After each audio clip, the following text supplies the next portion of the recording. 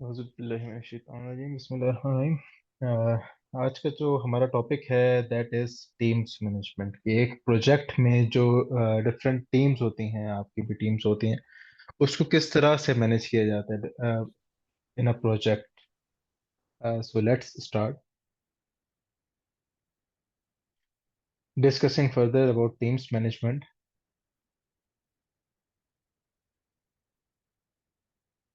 We as a project manager, हम क्योंकि जब भी प्रोजेक्ट मैनेजर की बात होगी इसका मतलब हमारी बात हो रही है। हम लोग we are the project managers. हम बहुत एक क्रूशल रोल प्ले अदा करते हैं इसकी जो टीम्स की मैनेजमेंट में, उनको आइडेंटिफाई करने में, उनकी टीम बिल्डिंग में, टीम को मेंटेन करने में, उनको मोटिवेट करने में, उनको लीड करने में, उनको इंस्पायर करने में। ठीक है, क्यों? ताकि वो अपनी हाई परफॉर्मेंस दे सके, और जिसके जरिए हम लोग एक नए प्रोजेक्ट के ऑब्जेक्टिव्स मीट कर सकें।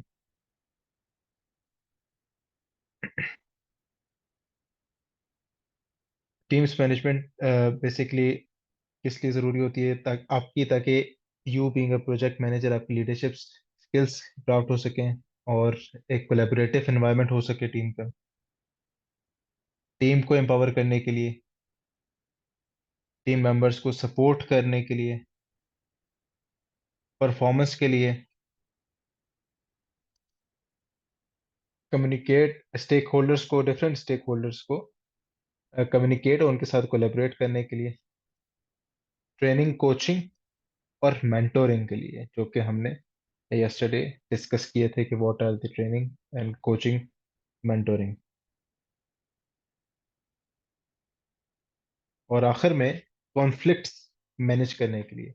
This is the total of the team management topic.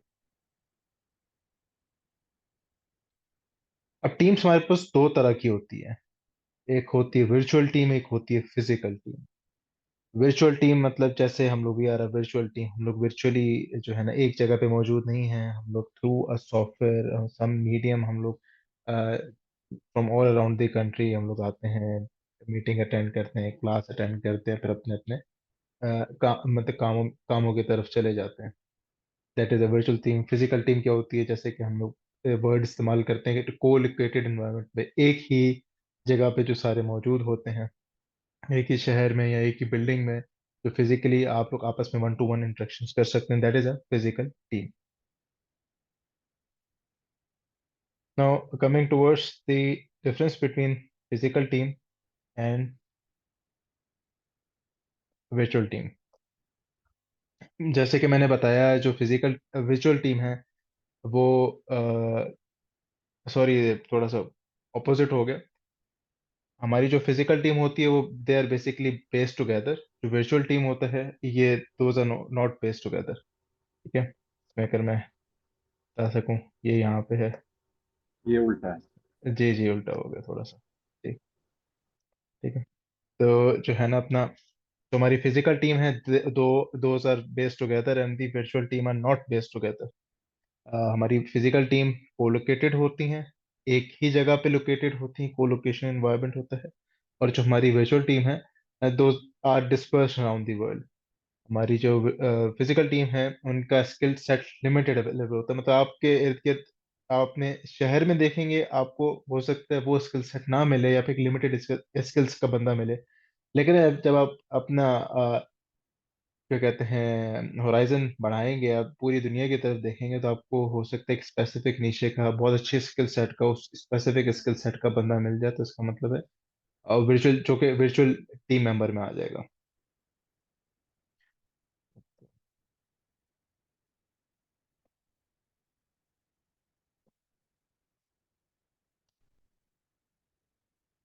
अब अ, हर टीम के अपने अपने चैलेंजेस होते हैं।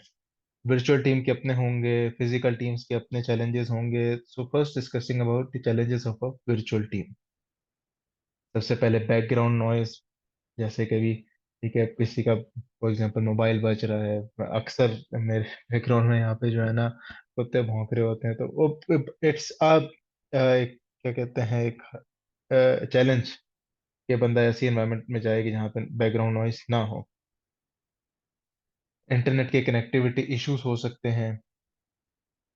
बॉडी लैंग्वेज, ठीक है, आपका थोड़ा सा विजुअल टीम्स में इनफॉर्मल सा बॉडी लैंग्वेज आ जाता है अक्सर।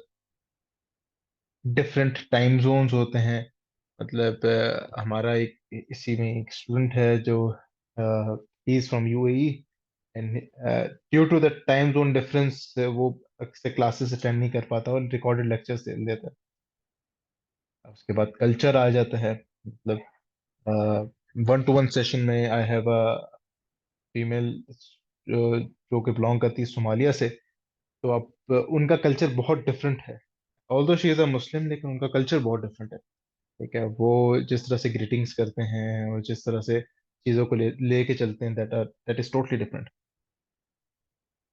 मल्टीटास्किंग, ठीक है, आप इसमें मल्टीटास्किंग का भी एक चैलेंज होता है।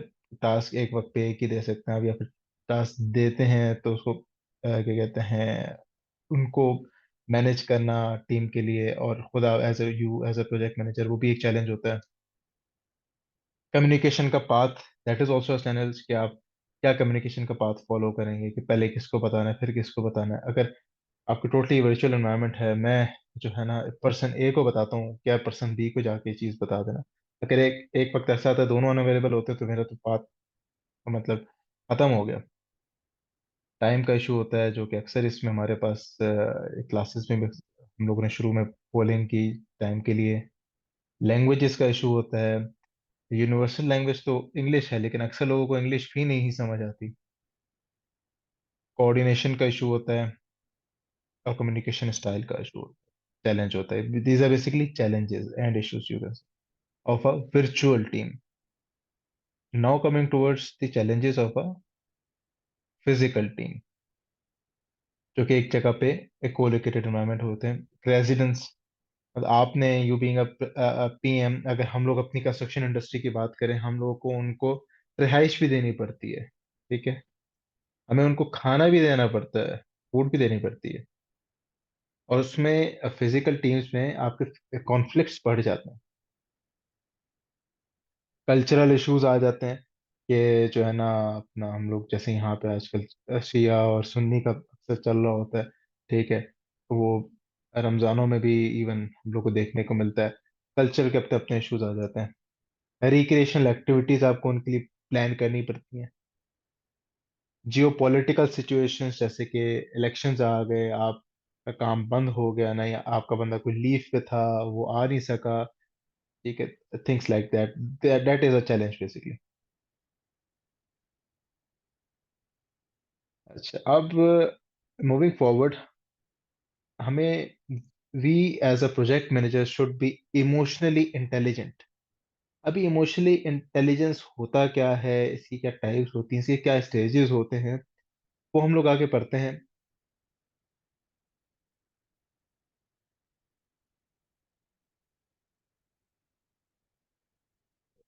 ओके, बेसिक टॉपिक हम लोग का इमोशनल इंटेलिजेंस का ही है।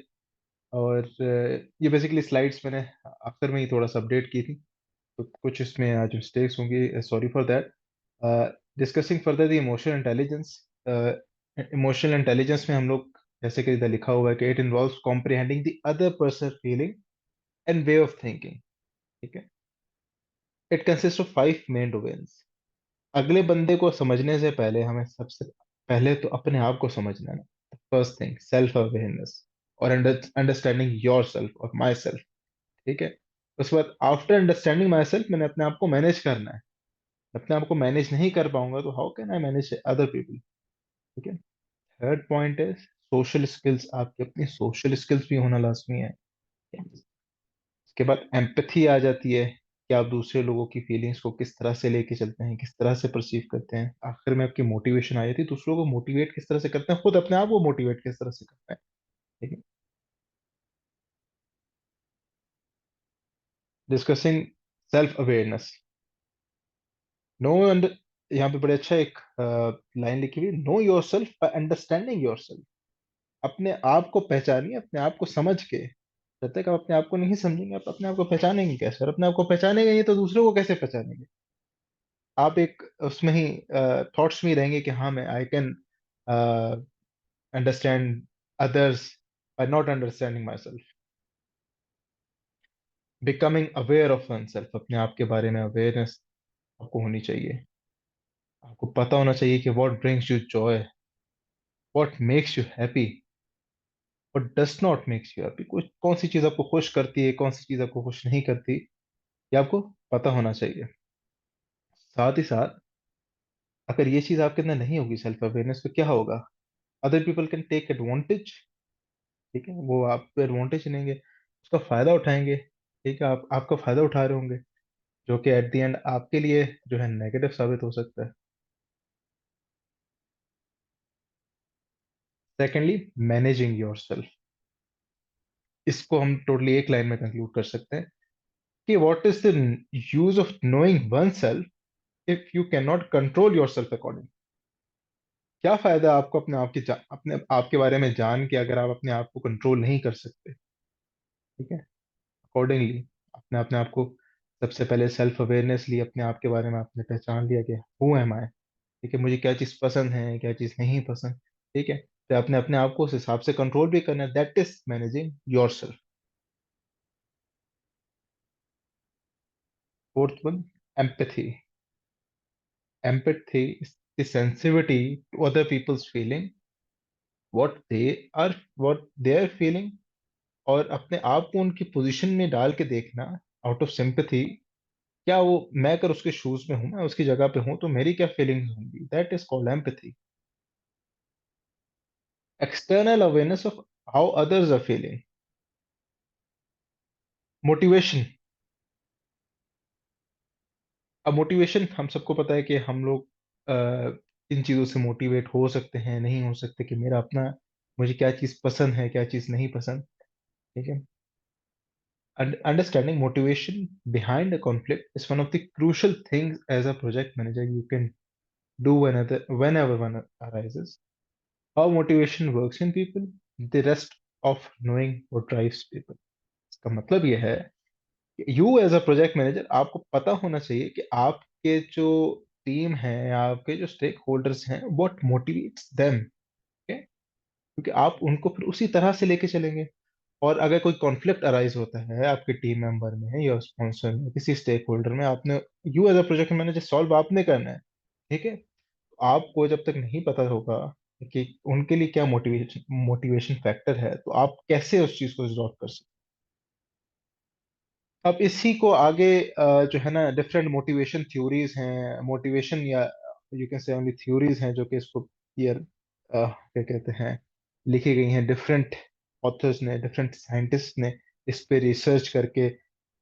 जैसे कि अब्राहम मास्लो है, हाइजेनबर्ग है, मैकग्रेगर है, मैकलेंड है, और ये बेसिकली 6 मोटिवेशन थ्योरीज हैं जो कि लिखी गई हैं। इसको हम लोग आगे देखते हैं कि है क्या बेसिकली।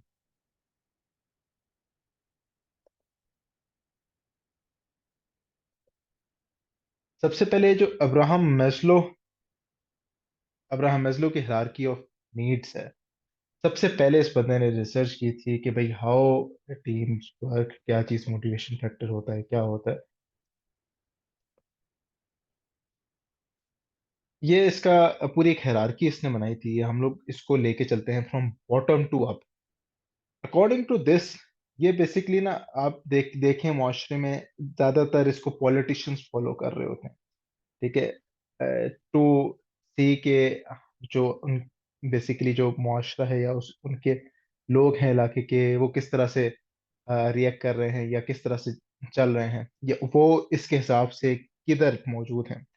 बॉटम पे आपका होता है सबसे पहले साइकोलॉजिकल नीड्स या बेसिक नीड्स, जैसे कि आपका कपड़ा, आपके कपड़े भी नहीं, आपके फूड, वाटर, और आपकी जो बहुत बेसिक नेसेसिटीज होती हैं, तो ज्यादा साइकोलॉजिकल नीड्स। ठीक है, आपकी जब तक ये फुलफिल नहीं होंगी, आप ऊपर नहीं बढ़ पाएंगे, आप अपनी सेफ्टी वाली नीड्स की तरफ नहीं जा पाएंगे, कि आपको एक सेफ एनवायरनमेंट मिले। और जब तक वो नहीं मिलता, आप बिलोंगिंग, लव एंड बिलोंगिंग की तरफ नहीं जा पाएंगे। लव एंड बिलोंगिंग का मतलब ये है कि you have someone to love. ठीक है, आप जब तक उस इस पार्ट पर नहीं आएंगे, जब तक आपके बॉटम वाले साइकोलॉजिकल नीड्स भी पूरी नहीं होंगी और आपकी सेफ्टी नीड्स भी पूरी नहीं होंगी, तो आप लव एंड बिलोंगिंग वाले पार्ट पे नहीं आ सकते। देन कम्स दी, आपकी स्टेज आती है स्टीम की या सेल्फ स्टीम की, ठीक है। ये भी बेसिकली ये है कि आपको आपके बिलोंगिंग की स्टेज भी, आपकी लव एंड बिलोंगिंग भी आपके पास है, you have basic needs, you आपकी सेफ्टी वाली नीड्स पूरी हो गई हैं, then you are self satisfied, ठीक है। Now you don't need anything, आपके पास जो है आप उसमें खुश हैं, ठीक है। इसके बाद जो last and uppermost level आता है, that is the self actualization, ठीक है। वो दैट इज क्रिएटिविटी, कि आप अपने बारे में नहीं सोचते, you think about the bigger picture, ठीक है, कि मुल्क में क्या हो रहा है, ठीक है। आप उस चीज से ऊपर चले जाते हैं, एस्टीम तक आप रहते हैं कि हाँ I am satisfied with what is happening with me, बस ठीक है, I am good with it. Self actualization पे आप, यू आर थिंकिंग क्रिएटिवली, ठीक है, यू डोंट नो, आप अपने बारे में नहीं सोचते। कि अब ये दीज आर दी 5 स्टेप्स जिसमें आपकी नीड्स बेसिकली काम करती हैं, ठीक है।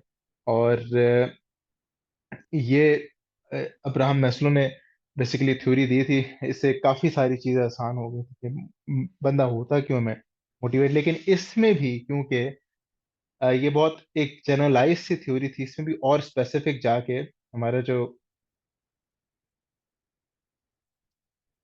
इसमें एक और चीज मैं ऐड करूंगा कि आपका किसी एक स्टेज पे भी, फॉर एग्जांपल आप सेल्फ एक्चुअलाइजेशन स्टेज पे हैं, ठीक है, आपकी साइकोलॉजिकल नीड्स सेटल हो जाती है ना, या सेफ्टी नीड्स या लव एंड बिलोंगिंग की नीड्स सेटल हो जाती हैं, अल्लाह खैर करे, लव एंड बिलोंगिंग पे आप, आपकी नीड है, आपको कोई जानने वाला की डेथ हो जाती है, तो आप वापस फॉल बैक कर जाएंगे या तो लव एंड बिलोंगिंग पे या सेफ्टी नीड्स पे, ठीक है। ये इस तरह से बेसिकली काम करता है, ठीक है। और राइट नाउ अगर हम देखें तो ज्यादातर जो भी हमारे पीएमपी के स्टूडेंट्स हैं, that those are at the self steam esteem stage. क्यों? बाकी सारी चीज़ अगर पूरी नहीं होती तो वो सेशन को ज्वाइन ही नहीं कर पाते, या फिर ये क्लासेस जो भी रिकॉर्डेड लेक्चर्स हैं, इवन लाइव क्लासेस है, वो ना ले पाते। Okay, so I was talking about के अब्राहम मैस्लो की जो थ्योरी थी, अब वो तो उसने दे दी, लेकिन that was a very general, उस पर स्पेसिफिक थोड़ी सी थ्योरी हमें आगे जाके हर्सबर्ग ने दी। इसको हम लोग कहते हैं हर्सबर्ग की 2 फैक्टर थ्योरी। हर्सबर्ग ने कहा कि भाई there are 2 agents, hygiene agents and the motivating agent, ठीक है। अब हाइजीन एजेंट्स क्या होते हैं? आपकी सैलरी होती है, आपकी वर्क एनवायरनमेंट होता है, ठीक है। तो आपका जो हाइजीन एजेंट होता है, आपके अगर, इसका मतलब यह है कि अगर आपकी सैलरी नहीं है, आप एक जगह काम कर रहे हैं, तो आपको सैलरी नहीं दे रहे, या आप मुस्तकिल काम कर रहे हैं, आपकी सैलरी नहीं बढ़ा रहे, तो एक टाइम आएगा आपकी मोटिवेशन लूज हो जाएगी, ठीक है। या फिर आपका वर्क एनवायरनमेंट ठीक नहीं है लेकिन आपको सैलरी सही मिल रही है, तो एक टाइम आएगा you will lose the motivation to do work, ठीक है। वो आपको बेसिक सैलरी भी बढ़ा दें, आप काम करना नहीं पसंद होगा आपको, यार नहीं, I am not motivated, not that much motivated कि मैं अभी उसको ना कंटिन्यू रख पाऊँ, ठीक है। I will not be motivated to take any action, ठीक है। अच्छा, अब आपके पास मोटिवेटिंग फैक्टर्स में आपकी एडवांसमेंट आ जाती है, आपकी रिवॉर्ड या रिकॉग्निशन आ जाती हैं, आपका एंगेजमेंट लेवल आ जाता है, ठीक है। इसमें आप कह सकते हैं कि एडवांसमेंट में करियर एडवांसमेंट, ठीक है, या आपको प्रमोट कर दिया जाए, ठीक है, that will be a motivation for you, ठीक है। आपको रिकग्नाइज किया जाए, आपको रिवॉर्ड किया जाए आपके काम पे, आप मतलब आप काम कर रहे हैं, आपको साथ साथ रिकग्निशन भी मिल रही है, आपको एक ग्रुप ऑफ पीपल में सराहा भी जा रहा है कि यार yes you are doing good thing, certificate of appreciations मिल रहे हैं, आपको अगर रिकग्नाइज किया जा रहा है उस वर्क इन्वायरमेंट, ठीक है।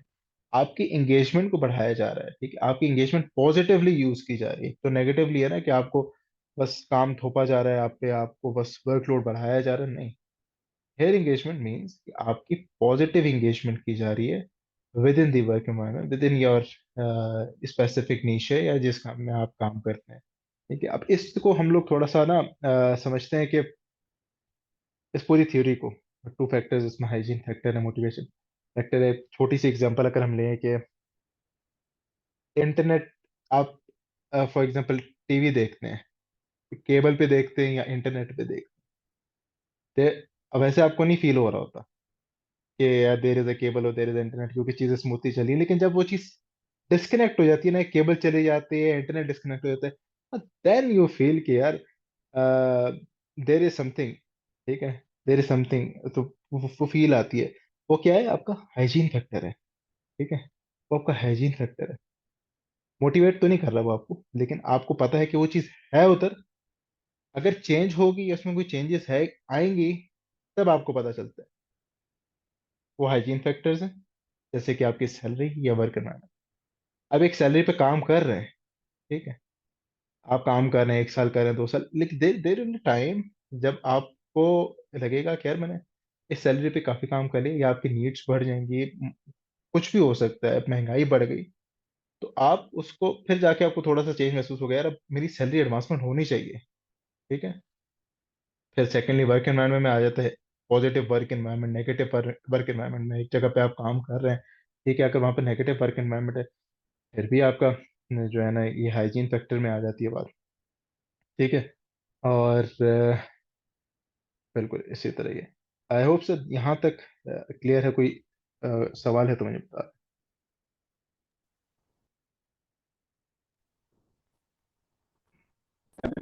Yeah. Thank you.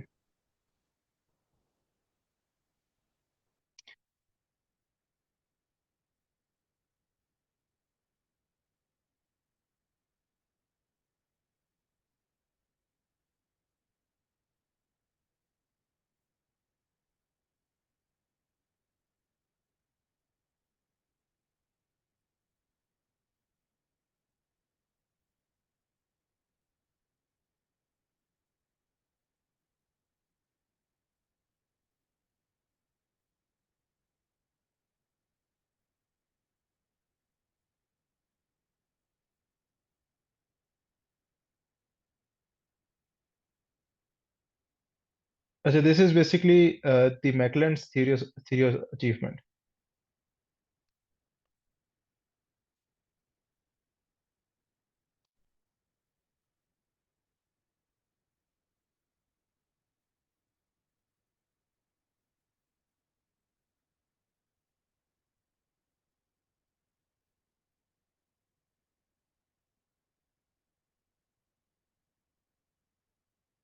अब McClelland's theory of achievement simple क्या होता है कि कोई भी बंदा है, ठीक है, वो इन लाइफ अगर या तो उसको, वो कब डोमिनेंट बनता है, कब उसको अचीवमेंट का एहसास होता है।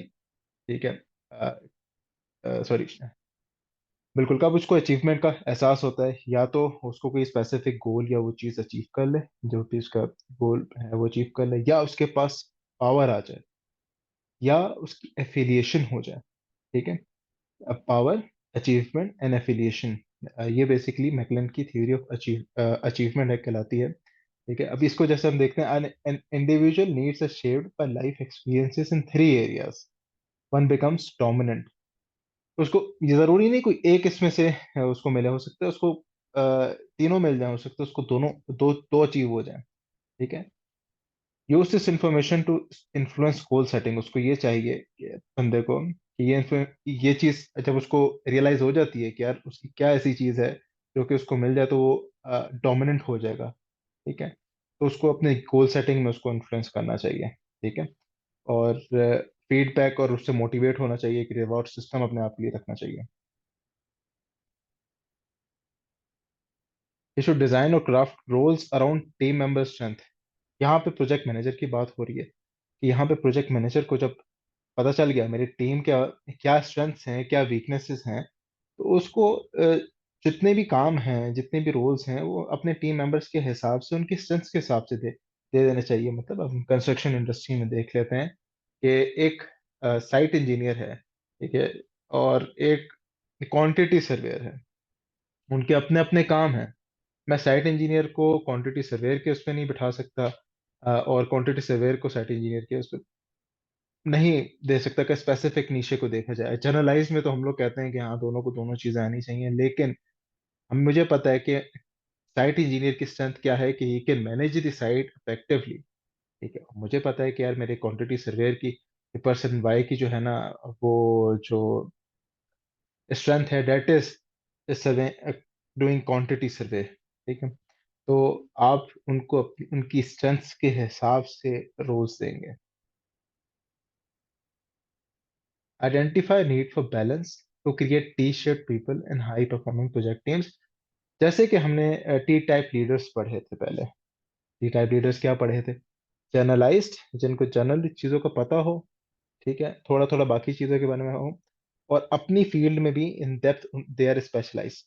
जर्नलाइज्ड स्पेशलाइज्ड, जर्नलाइज्ड स्पेशलिस्ट होते हैं वो टी टाइप लीडर्स, ठीक है।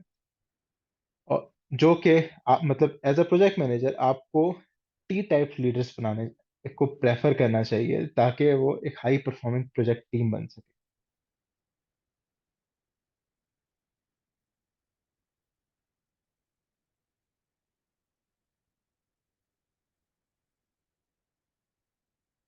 Okay, now coming towards the expectancy theory. What is expectancy theory? Expectancy theory simple ये कहती है we accomplish what we anticipate. हम वही अकॉम्प्लिश कर पाते हैं जो एक्सपेक्ट कर रहे होते हैं, एंटिसिपेट कर रहे होते हैं। हमारे जितने भी रिलीजन्स हैं बेसिकली वो इस पे ही मुनहसर हैं। देखिए, वे वो क्या कहती है कि we will work according to our expectancy. हमें किसी से क्या एक्सपेक्टेड है हम उस हिसाब से काम करेंगे। If I believe this thing will give me some benefit, I will act on it. ठीक है, अगर मैं मुझे मुझे लगता है कि यार ये चीज मुझे कोई बेनिफिट देगी तभी मैं उसके लिए काम करूंगा या उसका उस पर काम करूंगा, वरना मैं नहीं काम करूंगा। जैसे कि यहाँ पे एग्जांपल लिखिए, हमारे सारे रिलीजन उसी तरह हैं। हम लोग को पता होता है कि हम लोग की दुआएं कबूल होंगी। फॉर एग्जांपल वी मुस्लिम्स हैं, तो हम लोग इबादत भी करते हैं, सारी चीजें करते हैं। इन जनरल वो expectancy theory, we expect something, ठीक है। if we if we expect no benefit we don't do it। हमें बेनिफिट नहीं मिलता तो अक्सर हम नहीं करते वो चीज। That is simple expectancy theory. इसमें हालांकि पूरी बुक्स लिखी गई हैं, लेकिन इन शॉर्ट यही कॉन्सेप्ट है इसका for this PMP. Hello effect. Hello effect क्या होता है? हेलो इफेक्ट ये होता है कि कोई भी एक पर्सन है, वो एक एरिया में एक नीशे में काम बहुत अच्छा करता है। मैं ये परसीव कर लूं कि यार अगर वो इधर भी काम अच्छा कर रहा है ना, तो किसी और जगह पे भी जो कोई और काम मैं उसको दूंगा वो भी अच्छा करे। हेलो क्रिएट होगा, ठीक है। Halo, that is called halo effect. जैसे कि यहाँ पे एक पिक्चर लगी हुई है। Attractive people are perceived to be smarter, funnier and more likeable than less attractive people. जो ज्यादा अट्रैक्टिव पीपल हैं वो लोग उनको परसीव करते हैं, यार ये स्मार्टर भी है, ये इज मेंटली स्मार्ट शार्प, ये ज्यादा फनी भी होगा, ठीक है, उससे जो कि लेस अट्रैक्टिव पर्सन है, ठीक है। जैसे कि बताया कि if I see that person is doing good at one thing, I will think that the person is also do in other things, good, do good in other things। जैसे कि आजकल के जमाने में हम देखें कि if you are wearing good clothes, people will think that you are a reasonable person, ठीक है। attractive clothes जैसे ऊपर attractiveness की हमें एग्जांपल दी गई। ओके, अभी हमने जो पहले पढ़ा पिछले लेक्चर्स में, दैट वाज प्रोजेक्ट चार्टर, जो कि हम इनिशिएशन फेज में बनाते थे। अब हम लोग टीम्स मैनेजमेंट में ना, टीम्स को मैनेज करने के लिए एक टीम चार्टर बनाते हैं कि टीम चार्टर आपकी टीम, आप बेसिकली टीम के साथ मिलके बनाते हैं।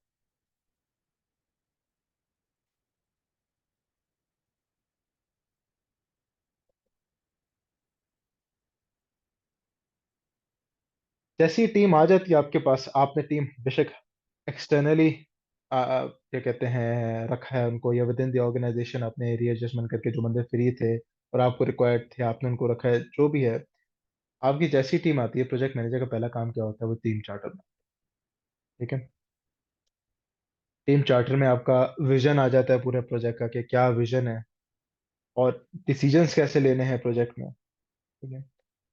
कॉन्फ्लिक्ट्स कैसे हैंडलिंग करना है, कोई भी कॉन्फ्लिक्ट अराइज हो जाता है उसको कैसे हैंडल करना है, वो that is written in the team charter. आखिर में उसके ग्राउंड रूल्स, ठीक है, ग्राउंड रूल्स होते हैं रूल्स एंड रेगुलेशंस जो that we set aside basically, और हम लोग उसको फॉलो करते हैं।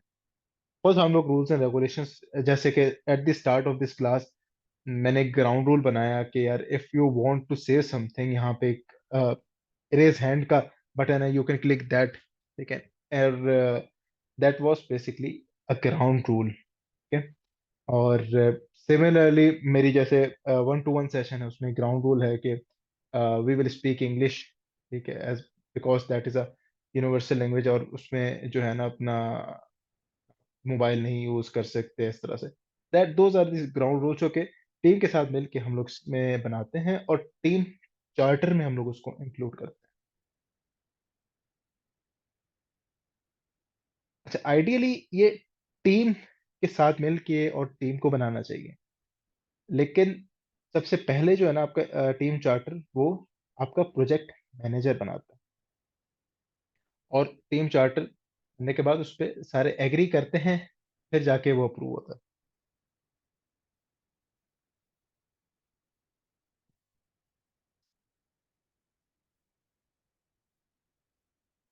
This is example of team charter. ये एक छोटी सी एग्जांपल है कि किस तरह का टीम चार्टर होता है। प्रोजेक्ट चार्टर फॉर एग्जांपल अगर 10 पेजेस का है, तो टीम चार्टर 1 या 2 पेज का होता है सिंपली। इसमें मैंने हाईलाइट किया हुआ है ground rules, bottom left corner पे देखें, राइट कॉर्नर पे आप ग्राउंड रूल्स लिखे हुए हैं कि वर्किंग आवर्स क्या होंगे, ठीक है। आपने पोलाइटनेस इख्तियार करनी है, अब हर बंदे का ओपिनियन जो है ना रिस्पेक्ट करना है। These are the short ground rules जो कि टीम चार्टर के अंडर होते हैं। आई होप यहाँ तक क्लियर है।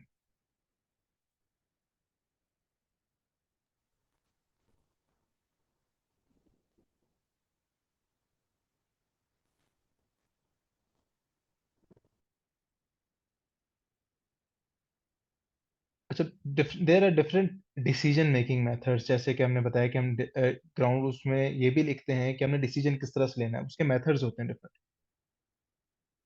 पहला होता है वोटिंग का मेथड, दूसरा है मल्टी क्राइटेरिया डिसीजन एनालिसिस, ठीक है, और तीसरा ऑटोक्रेटिक डिसीजन मेकिंग। अब फैंसी से नेम्स है, लेकिन सिंपल सी चीज़ है।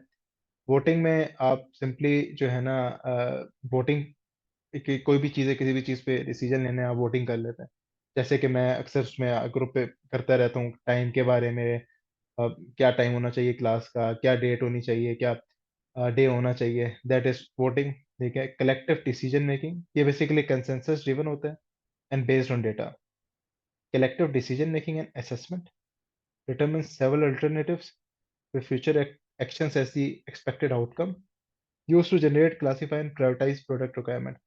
इन शॉर्ट ये वही है कि आपने वोटिंग लिए ताकि यूनानिमस डिसीजन हो, सबका कंसेंसस हो उस चीज पे। सेकेंडली आ जाता है मल्टी क्राइटेरिया डिसीजन एनालिसिस, और that is decision data driven. ये डेटा ड्रिवन डिसीजन होता है, ठीक है। मतलब फॉर एग्जांपल आप कोई भी मैट्रिक्स बना के, या पे हर किसी का डेटा लेके किसी भी चीज का, और फिर उस पर डिसीजन लेते हैं कि फॉर एग्जांपल आपने रिस्क के लेवल देख लिए कि इस पे रिस्क कितना है फला चीज पे। आपके पास 5-6 चीजें हैं, आपने डिसीजन लेना है कि कौन सी चीज चूज करनी है। आप फिर रिस्क देखेंगे हर चीज का, क्या इस पे कितना रिस्क होगा, इसमें कितना रिस्क होगा, या इसमें कितनी अनसर्टेनिटी है, क्या है।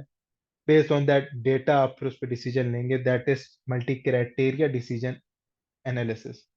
ऑटोक्रेटिक डिसीजन, ऑटोक्रेटिक एक लीडरशिप स्टाइल भी होता है, जो जिसको हम डेमोक्रेटिक भी कहते हैं, कि बस फोर्स कर दिया अपना डिसीजन। एक बंदा है या टीम मेंबर है या प्रोजेक्ट मैनेजर, उसने फोर्स कर दिया कि बस यही चीज ठीक है, ठीक है। लीडरशिप ड्रिवन होता है ये। तो ये that is called as an autocratic decision making. ये एक लीडरशिप टाइप भी है जिसको हम कहते हैं ऑटोक्रेटिक लीडरशिप।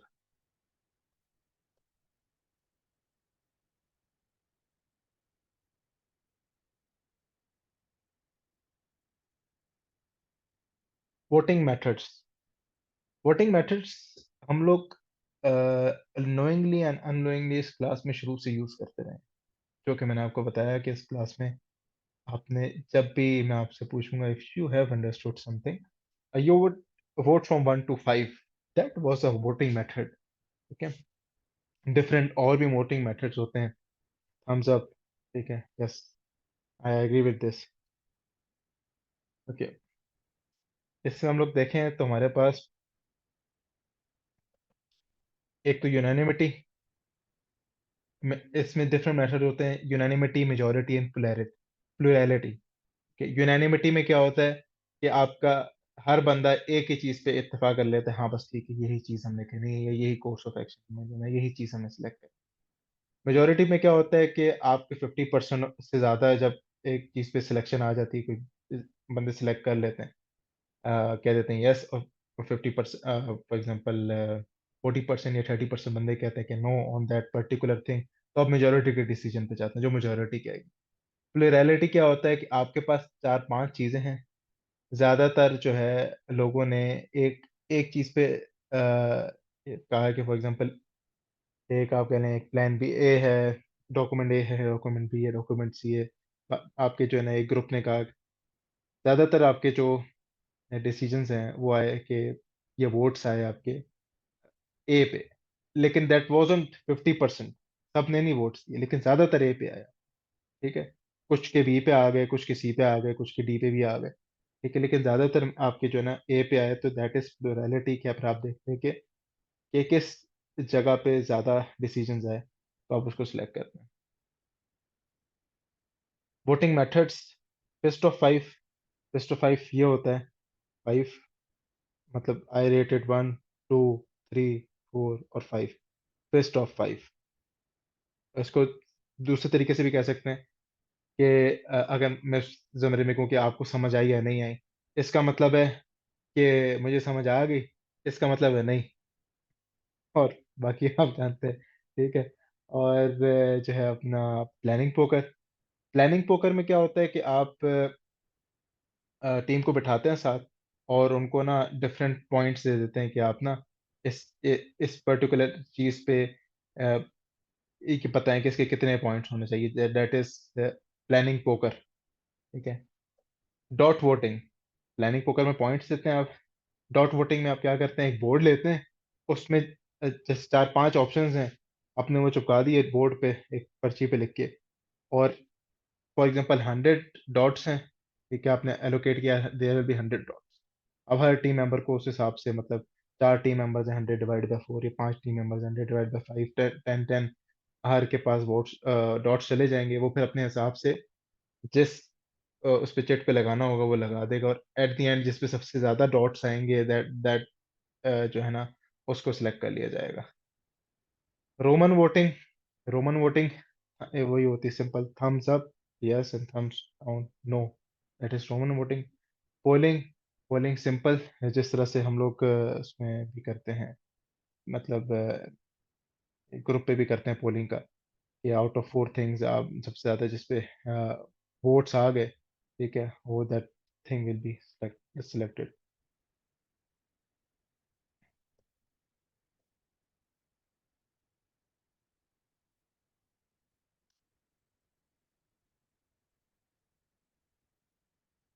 अच्छा, अभी इसके बाद हमारे पास लास्टली आता है टीम डेवलपमेंट के स्टेजेस।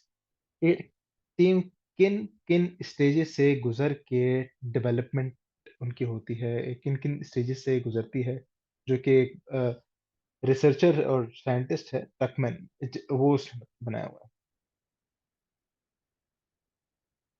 ये 5 स्टेजेस होते हैं टीम के, टीम की डेवलपमेंट के। सबसे पहले क्या होता है, फॉर्मिंग होता है, जिसमें आपकी टीम नई नई आई होती है। ठीक है, बिल्कुल ना, उनको मीट एंड ग्रीट हो रही होती है, for they are forming with each other. ठीक है, वो थोड़ा थोड़ा ट्रस्ट बिल्टअप करना शुरू कर रहे होते हैं, एक दूसरे से जान पहचान हो रही होती है। उसके बाद सेकंड स्टेज आ जाता है स्टॉर्मिंग। ठीक है, स्टॉर्मिंग में क्या होता है कि हर बंदे के अंदर जज्बा होता है कि यार मैंने अच्छा करके दिखाना है। ठीक है, वो हर इशू को खुद ही रिजॉल्व करने के पीछे लग जाते हैं। ठीक है, they begin to assert themselves and take control of emerging issues। इससे क्या होता है, कॉन्फ्लिक्ट भी अराइज हो जाता है, बंदे कहते हैं ये मैंने चीज करनी है, ये मैंने करनी है, ये मैंने करनी है। ठीक है, उसके बाद आता है आपका नॉर्मिंग स्टेज। नॉर्मिंग स्टेज पे आपकी टीम को पता चल जाता है कि यार फला बंदा की क्या कहते हैं, they normalise basically according to this, they normalise with each other. ठीक है, कि they became, you can say completely comfortable with each other, एक दूसरे के साथ कंफर्टेबल हो जाते हैं, उनकी प्रोडक्टिविटी आना शुरू हो जाती है। ठीक है, अब वो जो है ना क्या कहते हैं, उस पे नहीं जाते कि यार वो क्या कर रहा है या वो क्या कर रहा है। वो क्या कहते हैं, यार मैं जो कर रहा हूँ वो ठीक कर रहा हूँ, दैट इज नॉर्मिंग। नॉर्मिंग के बाद जो एक आइडियल स्टेज आती है, दैट इज परफॉर्मिंग, जिसमें वो अपनी हाईएस्ट प्रोडक्टिविटी पे होते हैं। एक ऑप्टिमल जो प्रोडक्टिविटी वो देता है टीम मेंबर, आपकी टीम दे रही होती है, ठीक है। अच्छे से कोलैबोरेट कर रहे होते हैं एक दूसरे के साथ, फ्रीली कम्युनिकेट कर रहे होते हैं और अपने कॉन्फ्लिक्ट्स खुद ही सॉल्व कर रहे होते हैं, प्रोजेक्ट मैनेजर तक आने ही नहीं देते, ठीक है। और इसके बाद आपके पास आ जाता है आखिर में एडजर्निंग। अब एडजर्निंग में क्या होता है, एडजर्निंग में आपके पास जो है ना, एडजर्न मींस प्रोजेक्ट एंड हो जाता है, ठीक है। उसमें आपके टीम मेंबर्स, इसको एक एक और भी नाम देते हैं मोर्निंग। मोर्निंग मतलब कि दुख, दुख आना या दुखी। तो ये वो वाला स्टेज होता है जिसमें, क्योंकि अब वो अपने सारे कुलीग के साथ इतना मिलजुल गए होते हैं कि इस स्टेज पे आके वो बहुत सेंसिटिव हो जाते हैं, ठीक है। उनको जो है ना प्रोजेक्ट मैनेजर को असाइन करने होते हैं टास्क खुद ही, और क्या कहते हैं, उनको बेसिकली खुद ही टास्क असाइन करने होते हैं। अब these are the development stages. इसमें प्रोजेक्ट मैनेजर का क्या काम। सबसे पहले तो देखिए फॉर्मिंग स्टेज पे, क्योंकि टीम मेंबर्स नए नए आए होते हैं, तो प्रोजेक्ट मैनेजर ही उनको डायरेक्ट करता है, उनको चीज़ों के बारे में बताता है, उनको ट्रेन करता है, ठीक है। उसके बाद स्टॉर्मिंग स्टेज, सबसे ज़्यादा कॉन्फ्लिक्ट्स जो हैं आपके स्टॉर्मिंग स्टेज पे अराइज होते हैं, जहाँ पे प्रोजेक्ट मैनेजर उनको मेंटोर और कोच करता है, और जो है अपना क्या कहते हैं कॉन्फ्लिक्ट्स को रिसॉल्व करता है। अगर कॉन्फ्लिक्ट्स क्योंकि बढ़ ही जाएंगे तो फिर उससे और इश्यूज क्रिएट होंगे जो कि प्रोजेक्ट पे इफेक्ट करेंगे। नॉर्मिंग स्टेज पे क्योंकि नॉर्मलाइज हो जाता है, तो इसमें मेनली प्रोजेक्ट मैनेजर सिर्फ एज अ मेंटोर होता है। नॉर्मिंग में भी और परफॉर्मिंग में भी प्रोजेक्ट मैनेजर आपका सिर्फ मेंटोर होता है, ठीक है। टीम ज़्यादातर खुद ही प्रोडक्टिविटी लाना शुरू कर देती है, खुद ही काम करना शुरू कर देती है। बाकी फिर आखिर में भी अर्जेंटिंग में भी प्रोजेक्ट मैनेजर ही उनको डायरेक्ट करता है, और प्रोजेक्ट मैनेजर उनको कोच और मेंटोर कर रहा हो। आई होप दिस इज क्लियर, ये काफ़ी इंपॉर्टेंट है सर। इसकी एक मैं वीडियो भी शेयर कर दूंगा, जिससे काफ़ी अच्छे तरीके से समझ आ जाएगा। Absolutely clear. सॉरी सर, क्या कह रहे हैं।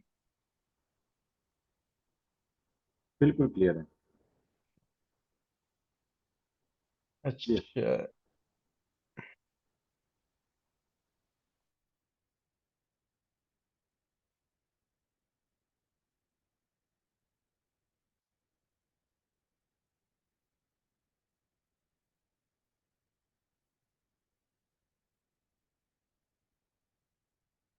अभी ये सेम जो टॉपिक है हम थोड़ा सा पीएमआई वाली स्लाइड से देख लेते हैं हल्का। ये जैसे कि बताया कि प्रोजेक्ट मैनेजर को टीम को इफेक्टिवली लीड करना चाहिए, उनके कॉन्फ्लिक्ट रिजॉल्व करना चाहिए, उनको ट्रेनिंग कोचिंग और मेंटोरिंग देनी चाहिए, ठीक है। उनकी कम्युनिकेशंस देखनी चाहिए, कोलैबोरेट करना चाहिए डिफरेंट स्टेक होल्डर्स के साथ। ये सारी चीज़ें हमने डिस्कस कर ली हैं। रिसोर्सेज और पीपल एंड इक्विपमेंट।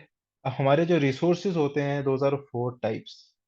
हमारे एक पीपल रिसोर्सेज होते हैं, आपके इक्विपमेंट रिसोर्सेज होते हैं, आपके मटेरियल रिसोर्सेज होते हैं, और आपके टेक्नोलॉजिकल रिसोर्सेज भी आते हैं, जो कि मटेरियल मेनली थ्री टाइप्स के जाते हैं। पीपल रिसोर्सेज हो जाते हैं, इक्विपमेंट एंड मटेरियल रिसोर्सेज, ये थ्री टाइप्स के रिसोर्सेज होते हैं आपके पास प्रोजेक्ट एज पर पीएमपी।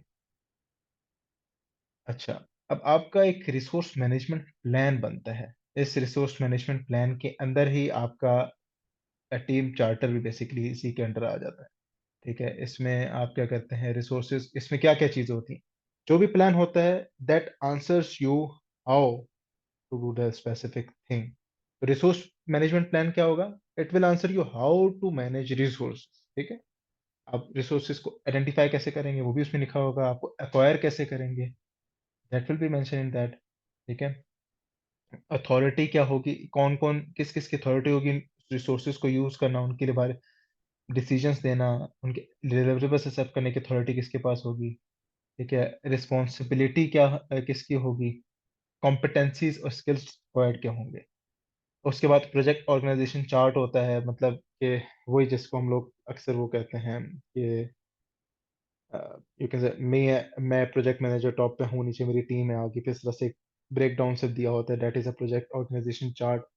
फिर प्रोजेक्ट टीम रिसोर्स मैनेजमेंट, ठीक है, में वो गाइडेंस देती है कि how to define, select, manage and release resources. के बाद आपकी ट्रेनिंग की स्ट्रेटेजीज आ जाती हैं कि आप ट्रेनिंग टीम को किस तरह से प्रोवाइड करेंगे, ठीक है। और टीम के डेवलपमेंट मेथड्स आ जाते हैं, रिसोर्स का कंट्रोल आ जाते हैं, और रिकग्निशन प्लान आ जाता है आपके।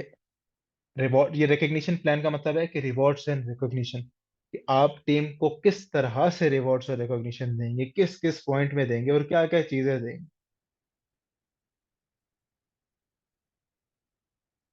Assign resources and allocate responsibilities, इसमें यह है कि आपका टीम मेंबर्स को प्रोजेक्ट पे आप इफेक्टिवली बेसिकली लगाएं, ठीक है। उनकी टीम डायरेक्टरी बनाएं, ऑर्गेनाइजेशन का चार्ट बनाएं, उनका स्केड्यूल बनाएं, ठीक है। और इसमें tailor responsibilities according to them needs and project. ये एग्जैक्टली वही बात है कि आप उनकी स्ट्रेंथ्स देखें और उस हिसाब से उनको लेके चलें और उस हिसाब से चीज़ों को डिजाइन करें। रिसोर्स कैलेंडर्स, अच्छा अब एक चीज रिसोर्स कैलेंडर्स होता है, this is also a part of resource management plan you can से। ये आपको बताता है कि आपका फला एक रिसोर्स कब अवेलेबल है, आपकी मशीनरी, आपका टीम मेंबर या फिर आप कोई भी मटेरियल है, उसकी अवेलेबिलिटी कब होगी, ठीक है। वो that is mention in resource calendar. मतलब फॉर एग्जांपल, आपका कोई बंदा छुट्टी पे, आपको ये जानना है कि यार ये कब आएगा, या किसी ने छुट्टी जाना है तो आप जी जाने के कब जाएगा, तो वो एक डॉक्यूमेंट है resource calendar, this is a document. तो वो इसमें मेंशन होता है। It is used when estimating project activities. इसमें स्पेसिफाई होता है कि कब और कितनी देर के लिए वो जाएगा और कब अवेलेबल होगा।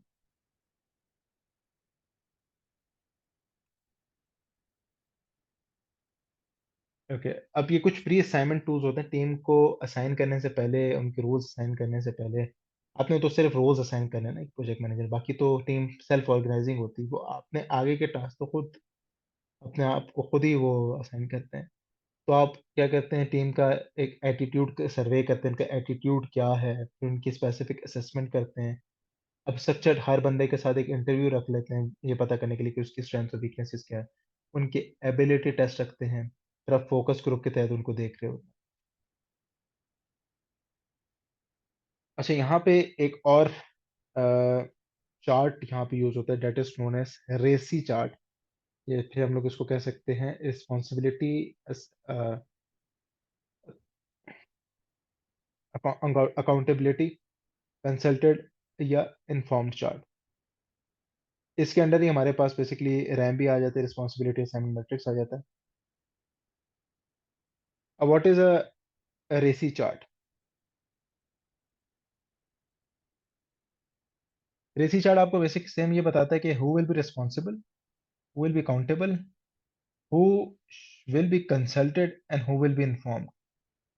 It answer is this chart answers you who, ठीक है। ये आपको ये आंसर करता है कि who will be and responsible का मतलब इसमें यह है कि for example a team member will be responsible to perform that specific task, ठीक है। अकाउंटेबल ज़्यादातर टीम ही होती है, ठीक है। या फिर आपकी अकाउंटेबल टीम लीडरशिप भी हो सकती है, मैनेजमेंट भी हो सकती है, ठीक है। आपका जो प्रोजेक्ट मैनेजर है, ही इज नॉट अकाउंटेबल, ठीक है, but your leadership is accountable. Consulted, आपने किस किस से कंसल्ट करना है, फॉर एग्जांपल स्टेक होल्डर से आपने कंसल्ट करना है। इन्फॉर्म, किस किस को आपने इन्फॉर्म रखना है, ठीक है। जैसे कि हमने स्टेक होल्डर्स वाले टॉपिक में पढ़ा था कि हम किस किस को इन्फॉर्म करेंगे, कीप देम इन्फॉर्म, वो यहाँ पे बेसिकली आ जाते हैं। स्टार्ट में आप लिख देते हैं कि yes we will keep him informed and we will not keep him informed. I hope this is clear sir.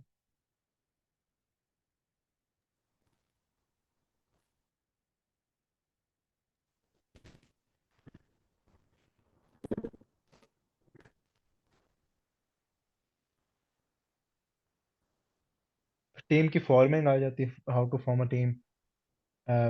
एक collaborative project, being a project manager, आपको एक टीम को कोलेबोरेटिव कल्चर प्रोवाइड करना होता है। ठीक है। आप ताकि वो ऐसा कल्चर प्रोवाइड करें जिसमें वो खुद काम कर सकें, उसमें बेनिफिट्स उनको, टीम को मिल सके और अल्टीमेटली प्रोजेक्ट को मिल सके। प्रोजेक्ट मैनेजर टेलर करता है resource management plan according to his team. ठीक है। The team assembles and self organizes to support project requirements.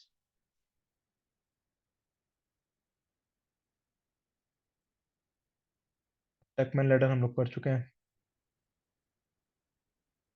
हमारी जो टीम होगी, those will be self organizing and cross functional team. Self organizing and cross functional team. और उसमें servant leadership, जो कि हमने पहले पढ़ी थी, कल हमने सर्वेंट लीडरशिप के बारे में देखा था, पढ़ा था। तो इसमें यहाँ पे है कि आप you should be acting like a servant leader.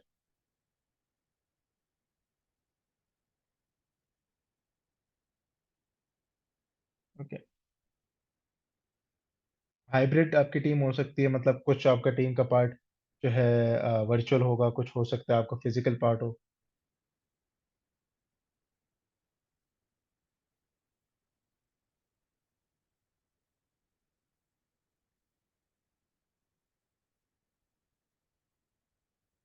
Identify project resource requirement कर लें कि आपने प्रोजेक्ट रिसोर्स को आइडेंटिफाई कैसे करना है। आप सबसे पहले इंश्योर करेंगे कि रेलिवेंट स्किल सेट है या नहीं है उस रिसोर्स का या उस चीज का। ठीक है। आपने you should be avoiding single point of failure, SPOF जिसको कहते हैं, सिंगल पॉइंट ऑफ फेलियर। वो आप किस तरह से अवॉइड करते हैं? वो आप टी शेप या टी टाइप लीडर्स रख के करते हैं। ठीक है। 2000, और हम लोग उनको जनरलाइजिंग स्पेशलिस्ट या जनरल जनरल स्पेशलिस्ट भी कहते हैं, जनरलाइज्ड स्पेशलिस्ट भी कहते हैं। ठीक है। आप इनको रख के आप single point of failure basically उसको अवॉइड कर रहे होते हैं कि आपका कोई एक पॉइंट ना हो फेलियर का। ठीक है। इस तरह के बंदे रखेंगे तो एटलीस्ट जिसको बाकी चीज़ों के बारे में पता है, तो आपका फेलियर के चांसेस कम हो जाएंगे बेसिकली। आपने क्रॉस फंक्शनल टीम्स बनानी है। T shirt people and self organizing teams, ये हमने कवर कर लिया है। Diversity, equity and inclusion standards. आपने अपने जहन में डाइवर्सिटी जहन में रखने की, भाई यू शुड बी, आपका जो टीम है वो डाइवर्स हो सकती है, उनके डाइवर्स कल्चर हो सकता है, जेंडर जेंडर भी हो सकता है, फिजिकल एबिलिटी भी उनकी, और बाकी सारे जो फैक्टर्स हैं, लैंग्वेज के फैक्टर्स जो कि हमने पहले देखे। ये आपको जहन में रख के एक एनवायरनमेंट क्रिएट करनी है जो कि सबके लिए बेनिफिशियल हो, यू एज अ प्रोजेक्ट। आपने टीम की स्ट्रेंथ्स पे फोकस करना है यहाँ पे। जैसे कि आप शॉर्ट एनालिसिस, आपने हमने काफ़ी जगहों पे सुना है, strengths, weaknesses, opportunities and threats. मतलब आप अपनी टीम की स्ट्रेंथ्स देखेंगे, उनकी वीकनेसेस देखेंगे, और आप कोशिश करेंगे कि आप उनकी स्ट्रेंथ्स के हिसाब से उनको उनके रोल्स उनको दें। ठीक है। और उनको उसी तरह से डील करें, और आप फिर देखेंगे कि आपके प्रोजेक्ट की क्या अपॉर्चुनिटीज हैं, उस पर क्या थ्रेट्स हैं जो कि आपकी टीम पे आ सकते हैं। टीम के norms, together establish expected team behaviours at the beginning of the project, जिसको हम लोग कहाँ पे लिखेंगे? ग्राउंड ग्राउंड रूल्स में बेसिकली। Enable to teams to handle challenges later, include guidelines and techniques for meetings, communications, conflict management, shared values and decision making। ये सारी चीज़ें हमारी टीम चार्टर में आ जाती हैं। Align team values with the PMI code of ethics and professional conduct.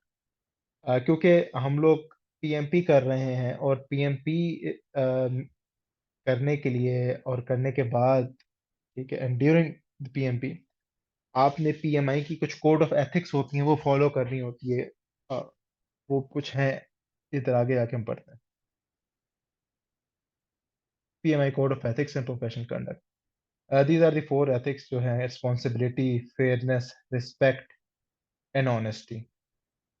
ये बस सिर्फ फॉर दिस सेशन है, एग्जाम में नहीं आएगी वैसे। लेकिन आपने ये चीज ध्यान में रख के करना है, मतलब you being a servant leader, you should be responsible towards your team, you should be fair towards your project, You should be honest and you should respect your team and the project.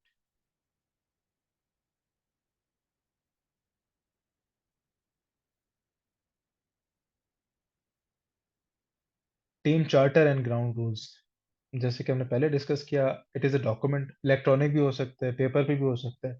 It can be a poster of ground rules, poster भी हो सकता है, ठीक है। It is created together with the team. मैंने बताया ideally ये team के साथ मिलके बनना चाहिए, लेकिन शुरू में क्योंकि टीम नहीं आई होती, तो प्रोजेक्ट मैनेजर बनाता है इसको। इसमें क्या-क्या इंक्लूड होता है? आपकी वैल्यूज़, शेयर्ड वैल्यूज़, बिहेवियर की गाइडलाइंस कि बिहेवियर किस तरह से होगा, बिहेवियर का conduct, guidelines for communications and use of tools, communications किस तरह से चलेंगी और उसके क्या-क्या टूल्स होंगे, डिसीजन मेकिंग की गाइडलाइंस जो कि हमने पूरे डिसीजन मेकिंग टेक्निक्स पढ़ी, परफॉर्मेंस की क्या-क्या एक्सपेक्टेशंस होंगी, कॉन्फ्लिक्ट रेज़ोल्यूशन के मेजर, कॉन्फ्लिक्ट एक अगर हो जाता है तो उसको किस तरह से लेके चलना है, मीटिंग के क्या टाइम होंगे, फ्रीक्वेंसी क्या होगा, चैनल क्या होगा, वो सारा आपको बेसिकली टीम चार्टर में होता है। बाकी अलग दूसरी जो एग्रीमेंट्स होती हैं कि घंटे कितने होंगे, एक्टिविटीज़ क्या-क्या होंगी, वो भी टीम चार्टर में ही होती है। ये एग्ज़ाम्पल है जो कि आपको मैंने पहले दिखाई है।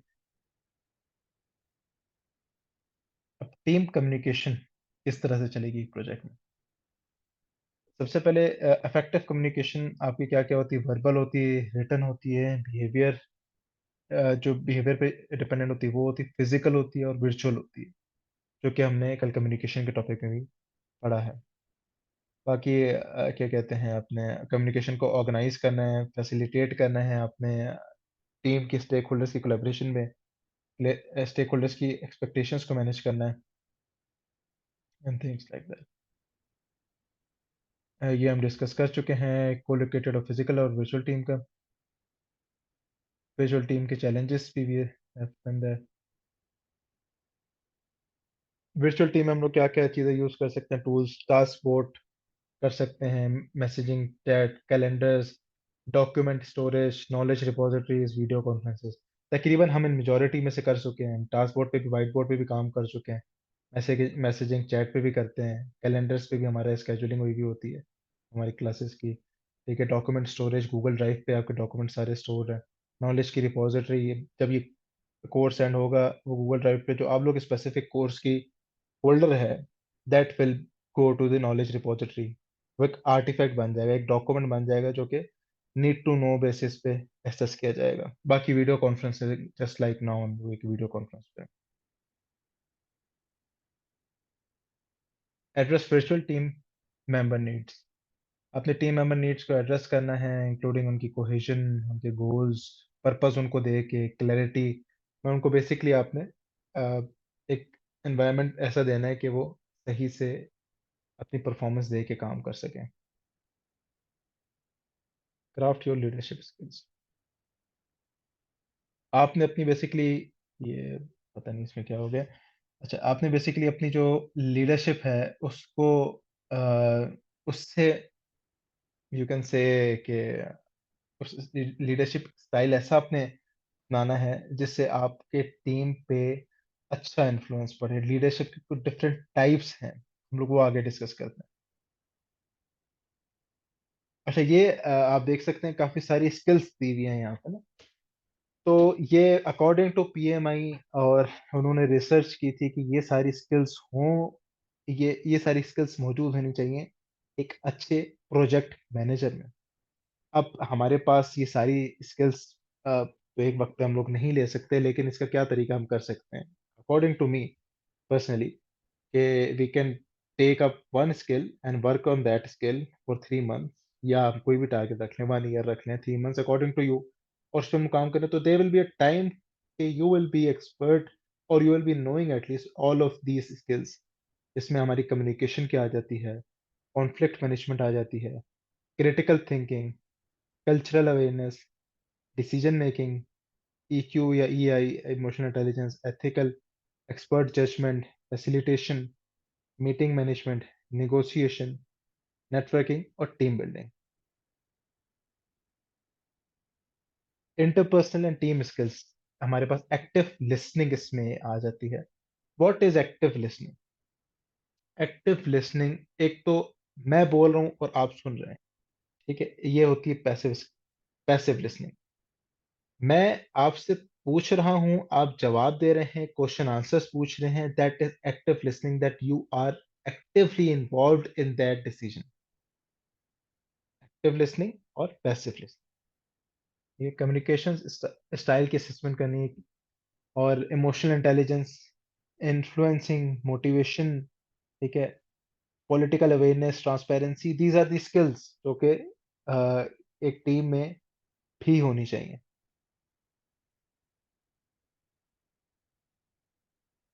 अब यहाँ पे कुछ लीडरशिप स्टाइल्स लिखे हुए हैं जो कि मैंने आपको बताया। एक होता है डायरेक्टिव, डायरेक्ट लीडरशिप, ठीक है। इसमें डायरेक्टिव, आई एम, बस डायरेक्टिव अंदाज है, मैं I am the project manager, मैं ही सारे डिसीजन ले रहा हूँ, nobody else can take the decisions, ठीक है। That is called directive leadership. उसके बाद आपकी कंसल्टेटिव आ जाती है, जिसमें आप दूसरों से ओपिनियंस लेते हैं, फिर एक यूनानिमस डिसीजन में। देन सर्वेंट लीडरशिप आ जाती है, ठीक है, जो कि आपको मैंने बताया किस तरह की लीडरशिप होती है कि आप फिर मतलब आप टीम को बैकअप करके फुल सपोर्ट देते हैं और वो उसको गिरने से बचाती है, ठीक है, उसके सारे रोड ब्लॉक्स क्लियर करता है, ठीक है। लीडर मॉडल्स डिजायर्ड बिहेवियर्स, ठीक है। उसके बाद आपकी कंसेंसस या कोलैबोरेटिव लीडरशिप आ जाती है, जिसमें आपकी जो टीम है वो काम कर रही होती है, ठीक है, और आप उनको सिर्फ सपोर्ट कर रहे होते हैं। वो सारा काम टीम खुद करती है, आप सिर्फ ओवरलुक कर रहे होते हैं उनको। इसको कंसेंसस या कोलैबोरेटिव भी कह सकते हैं। और इसको ज्यादातर जो हम लोग यूज कर रहे होते हैं word, that is less is fair. वो एक जो है ना अपना इटालियन बेसिकली वर्ड है, लेस इज फेयर। मैं इसमें अगर टाइप कर सकूं,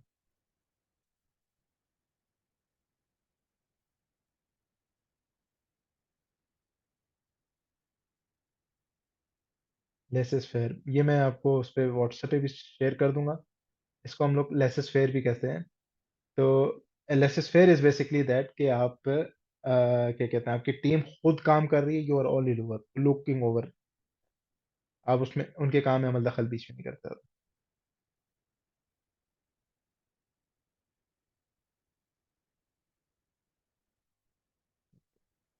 आखिर पे आती है सिचुएशनल। मतलब सिचुएशनल लीडरशिप क्या होती है कि ये चार ऊपर हमने टाइप्स पढ़ी हैं, आप अकॉर्डिंग टू द सिचुएशन, ठीक है, आप इनमें से कोई भी अडेप्ट कर लेते हैं। जरूरी नहीं है कि आप पूरे प्रोजेक्ट में एक ही लीडरशिप स्टाइल चलाएं, आप अपनी सिचुएशन देखते हुए भी स्पेसिफिक टाइम पर आप चेंज कर सकते हैं अपना लीडरशिप स्टाइल। यहाँ तक सर क्लियर है?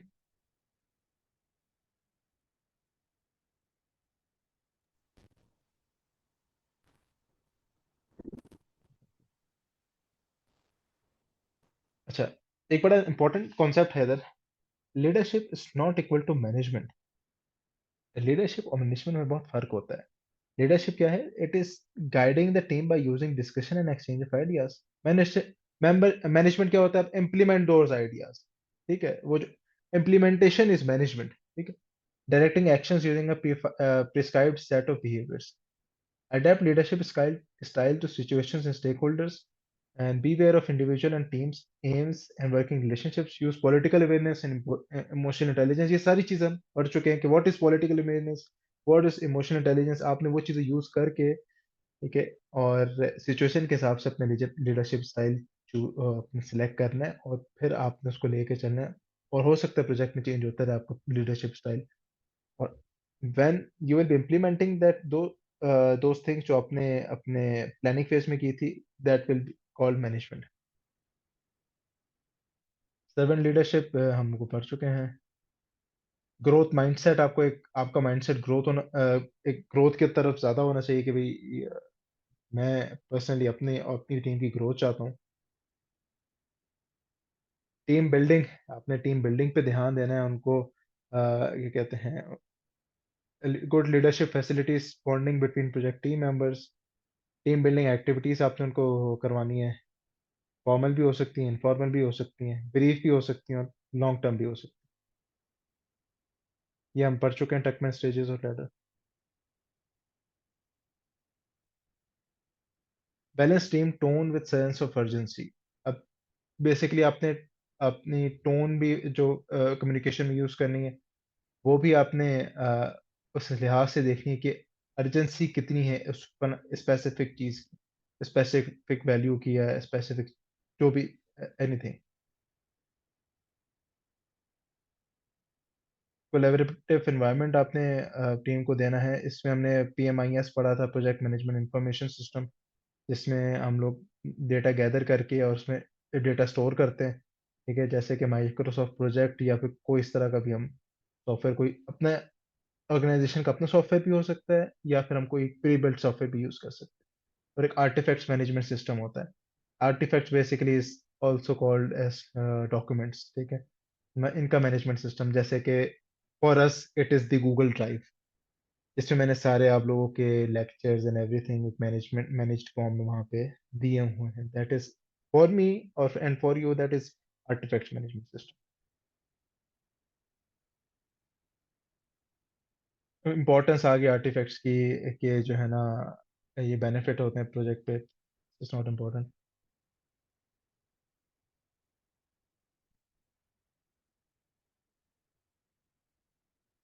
Emotional intelligence.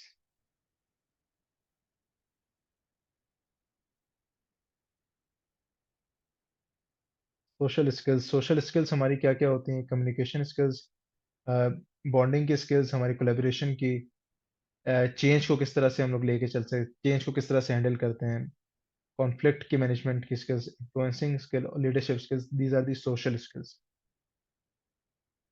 इन मोटिवेशनल थ्योरीज हम पढ़ चुके हैं।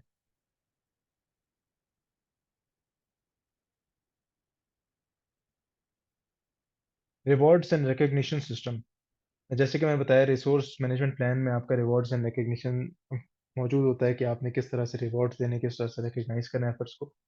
Rewards are basically tangible and recognition is intangible. Tangible means कि इसका कोई आपके पास हाथ में एक चीज होगी। ठीक है, that is known as tangible. Intangible means कि कोई हाथ में कोई चीज नहीं, मतलब एक वर्बल एक चीज हुई है। ठीक है, consumable items like those are rewards. Recognition experiment को, इवेंट में आपको रिकॉग्नाइज कर दिया। Rewards are for a specific outcome और achievement. Recognition is acknowledge person's behaviour other than outcome. ठीक है, रिवॉर्ड होता है आपने फॉर एग्जाम्पल ऑन टाइम कोई चीज मीट कर ली, ठीक है, आपको एक रिवॉर्ड मिल गया उस अचीवमेंट का। रिकग्निशन क्या क्या होगा? उसकी बिहेवियर से रिलेटेड कोई चीज इतनी पसंद आई या जिसकी वजह से वो चीज क्या कह सकते हैं, हमने अचीव की उसकी बिहेवियर की वजह से, तो उस बिहेवियर को हम एक्नॉलेज जो करेंगे, that will be called as recognition. Used to motivate toward rewards are used to motivate toward a specific outcome. Recognition used to increase recipients feeling of appreciation. Rewards आपको motivate करते हैं, recognition आपकी appreciation वाली feeling को, ये भी motivate ही करते हैं, लेकिन ये basically आपकी जो feeling of appreciation है वो उसको enhance कर रहे होते हैं, उसको raise कर रहे होते हैं। Never reward without a recognition, ये बड़ी प्यारी बात की हुई है कि आपने अक्सर देखा होगा, अगर किसी को स्टेज पे बुला के पैसे भी दिए जा रहे हैं तो उसको साथ शाबाशी भी दी जाती है कि हाँ तूने बड़ा अच्छा काम किया। So that money will be the reward and that shabashi will be the recognition. And recognition can be given without a record. शाबाशी आप वैसे चलते फिरते भी दे सकते हैं, yes you are doing a very good job, या फिर आप एक मीटिंग में बुला के उसको बोल रहे हैं yes you are doing a very good job, तो वो आप विदाउट रिकॉर्ड भी कर सकते हैं। इस चीज में आपने, ये चीज देते हुए आपने ट्रांसपेरेंट रहना है। ठीक है, और आपने कल्चरल डिफरेंसेस को देख के फिर आपने रिवॉर्ड्स एंड रिकॉग्निशन करना है। ये हम कर चुके हैं। ठीक है sir. Sir let's take a 10 minutes break, फिर हम कॉन्फ्लिक्ट के बारे में।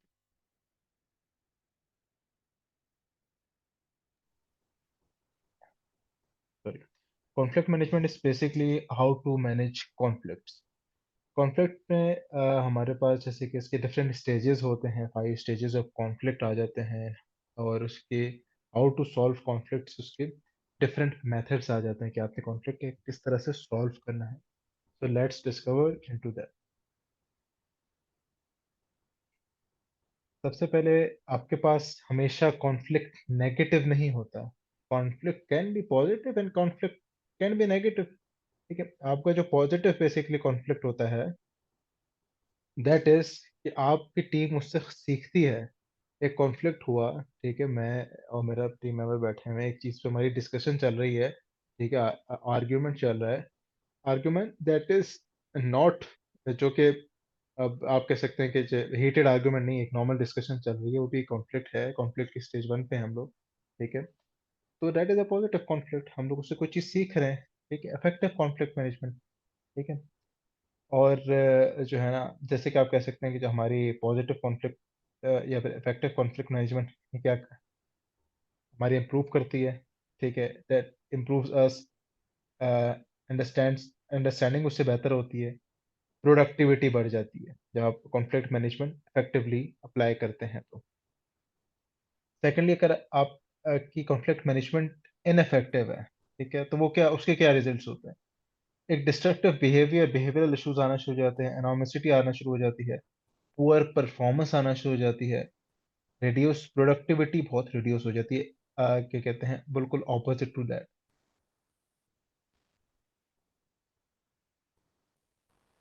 कॉन्फ्लिक्ट मैनेजमेंट के रूल्स क्या होते हैं? All team members and stakeholders are responsible for managing conflict. Project managers influence the direction and handling of conflict through interpersonal skills and servant leadership. The team is empowered to resolve conflicts. The team lead can facilitate resolution. अब इसका मतलब क्या है कि initially आपका team या stake holder जिसके दरमियान कॉन्फ्लिक्ट है, दे विल बी रिस्पॉन्सिबल कि वो खुद रिजॉल्व करें उसको। ठीक है, बाद में अगर वो चीज एस्केलेट हो जाती है, then the project manager he will be responsible कि वो उसको इफेक्टिवली मैनेज करे थ्रू हिज इंटरपर्सनल स्किल्स और अपनी सर्वेंट लीडरशिप के जरिए। कॉजेस क्या होते हैं कॉन्फ्लिक्ट्स के? डिफरेंट कॉजेस हो सकते हैं कि अकर ही क्यों होते हैं। तो एक तो होता है कि कंपटीशन आ गया दरमियान में, तो कॉन्फ्लिक्ट अकर हो गया। डिफरेंसेस आ गए ऑब्जेक्टिव्स में, वैल्यूज में, या परसेप्शंस में, आइडियोलॉजिकल डिफरेंसेस आ गए, तो भी कॉन्फ्लिक्ट अकर हो सकता है। किसी भी चीज के बारे में डिसएग्रीमेंट आ गई है, मतलब रोल की रिक्वायरमेंट्स, किसी भी काम की किसी चीज के बारे में, इंडिविजुअल किसी अप्रोच के बारे में, मैं कहता हूँ यार ये अप्रोच ये तो सही लगती है, वो कहते हैं नहीं यार ये चीज, ये कॉन्फ्लिक्ट पैदा हो गया यहाँ पे। कम्युनिकेशन ब्रेकडाउन की वजह से भी कॉन्फ्लिक्ट हो सकता है। Projects are unique and team members not work together before. एक बहुत ही यूनिक प्रोजेक्ट है, ऐसी चीज बनानी जो आज से पहले नहीं बनी, या फिर वो एक यूनिक यूनिक प्रोडक्ट बना रहे हैं, उसमें टीम मेंबर्स ने कभी काम नहीं किया, उसमें भी जाहिर सी बात है कॉन्फ्लिक्ट ज्यादा अकर होंगे बनिस्बत उस प्रोजेक्ट के जो कि एक प्रोजेक्ट होता रहा है पहले organisation. Conflicts as a part of team culture in a psychologically safe work environment, view disruption and innovation as connected, encourage changes and disagreements, prevent escalation to conflict। इसका ये मतलब है कि आपकी जो कॉन्फ्लिक्ट है, जैसे कि मैं बता रहा था, conflict can be positive and conflict can be negative. Conflict वो कहते हैं कि एक सेफ वर्किंग एनवायरनमेंट का हिस्सा है कि कॉन्फ्लिक्ट उधर हो और आप उसको इफेक्टिवली मैनेज करें। आप इनकरेज करें कि वो कॉन्फ्लिक्ट एस्केलेट ना हो। ठीक है, आप क्या कहते हैं, इनकरेज करें कि जो है ना, आपस में डिस्कशंस करें आपकी टीम। ठीक है, आपस में आप लोग ब्रेनस्टॉर्मिंग सेशंस कर सकते हैं। How to handle conflicts, use preferred ways to managing conflict from the team charter and ground rules, provide guidance and resources to help the team. Agile teams include the conflict management strategies in their way of working and are supported by a culture of trust। ये तो simple यही लिखा हुआ है कि conflict कैसे आपने handle करना, वो जो आपने कॉन्फ्लिक्ट मैनेजमेंट के वहाँ पे टेक्निक सारी लिखी थी टीम चार्टर में, उसको देखना है, उसको फिर अपना अपने हैंडल करना कॉन्फ्लिक्ट। लास्ट पे इधर बड़ी अच्छी चीज लिखी है, focus on the issues and not on individuals. आपने अना में आके डिसीजन नहीं लेना। ठीक है, आपने ईगो को साइड पे रखना है, आपने इस इश्यू पे फोकस करना है, इंडिविजुअल्स पे फोकस नहीं करना। ओके, अब ये these are the levels of conflict. ठीक है, ये कॉन्फ्लिक्ट का क्या लेवल होता है, स्टार्टिंग फ्रॉम सबसे पहले एक प्रॉब्लम होती है जो कि सॉल्व करनी होती है, अ प्रॉब्लम टू सॉल्व। ठीक है, ये 5 स्टेजेस हैं कॉन्फ्लिक्ट के। प्रॉब्लम टू सॉल्व, डिसएग्रीमेंट होती है, उसके बाद कॉन्टेस्ट होता है, फिर फाइट फ्लाइट होती है। ठीक है, फिर उसके बाद इंट्रेसेबल सिचुएशन, इसको हम लोग वर्ल्ड वॉर भी कह सकते हैं। जो इंट्रेसेबल सोल्यूशन है, we can call it also as a world war. इसमें आपके पास सबसे पहला जो आता है ना, problem to solve, that is basically you can say कि टीम डिस्कस करती है कि ये प्रॉब्लम है, उसको हमने किस तरह से सॉल्व करना है। प्रोजेक्ट मैनेजर इस पे इंटरफेयर नहीं करता। वो क्या कहता है, उनको अपने आप हैंडल करने के लिए कहता है कि खुद हैंडल करें। ठीक है। और अगर ये प्रॉब्लम एस्केलेट हो जाती है तो फिर क्या होता है, then it becomes a contest. ठीक है। इधर क्या होता है, sorry, then it becomes a disagreement. ठीक है, लेवल 2 पे बात चली जाती है। जब एस्केलेट होता है तो लेवल 2 पे बात चली जाती है, इट बिकम्स अ डिसएग्रीमेंट। ठीक है। यहाँ पे क्या होता है कि हम लोग जो है ना, काम से ज्यादा बंदों पे फोकस किए हुए होते हैं कि तुमने ये बात गलत की है। ठीक है, तुम गलत थे, तुम ये थे। We talk about humans, not that particular issue. ठीक है। और अगर ये यहाँ पे सही से हैंडल ना हो, ठीक है, और यहाँ पे प्रोजेक्ट मैनेजर हैंडल करते हुए बताता हूँ किस तरह से हैंडल होगा। ठीक है। यहाँ पे हैंडल ना हो तो इट बिकम्स कॉन्टेस्ट। ठीक है। इधर to win you need to lose. ठीक है, ये कॉन्टेस्ट बन जाता है। यहाँ पे भी सही से नहीं हैंडल होता तो then it becomes a crusade. यहाँ पे जैसे क्रूसेड भी कहा जाता है इसको, जो फाइट और फ्लाइट है, वैसे ज्यादातर इसको क्रूसेड कहा जाता है।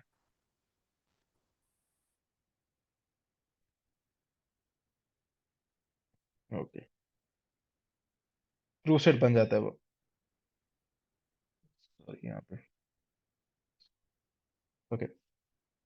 क्रूसेड में क्या होता है, आप इंडिविजुअल थे, फिर आपके ग्रुप्स बन गए, ग्रुपिंग शुरू हो जाती है आपकी क्रूसेड में। ठीक है। तो आप कहते हैं कि भाई ये ग्रुप कहता है कि वो बंदे गलत हैं, ये बंदे काम कर रहे हैं। एक एक आइडिया पकड़ के बैठ जाता है, दूसरा दूसरे। फिर आपको स्क्रीन शो हो रही है मेरी?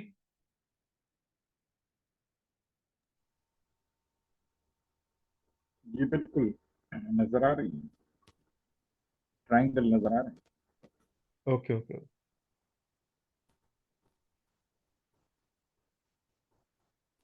असल में यहाँ पे लिखा हुआ आ रहा था बार बार, screen sharing is possible, that's why मैं बार बार रुक के देख रहा था कि हुआ क्या। ओके। इसके बाद सो वी वर क्रूसेड, जहाँ पे ग्रुपिंग बन जाती, जहाँ पे अब इंडिविजुअल्स तक बात नहीं रही, ह्यूमंस तक बात नहीं रही, वो एक ग्रुपिंग थिंग हो जाती है।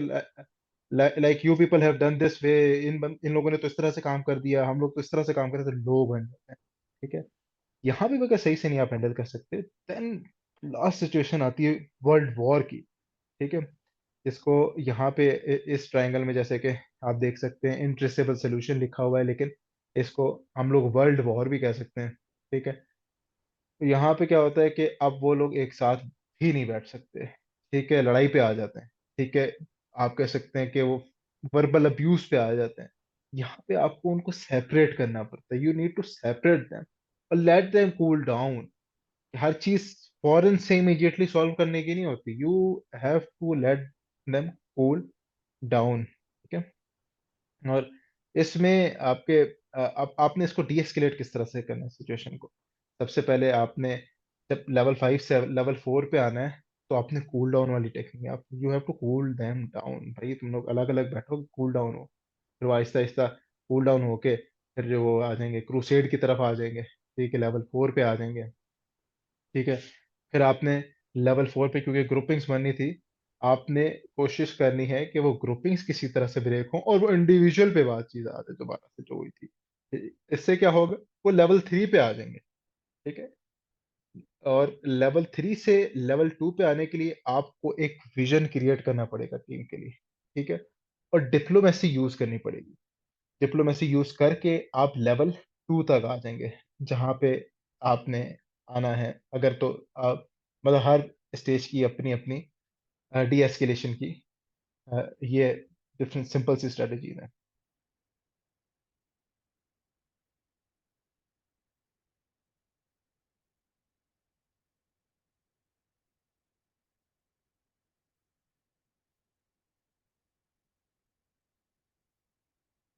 Okay.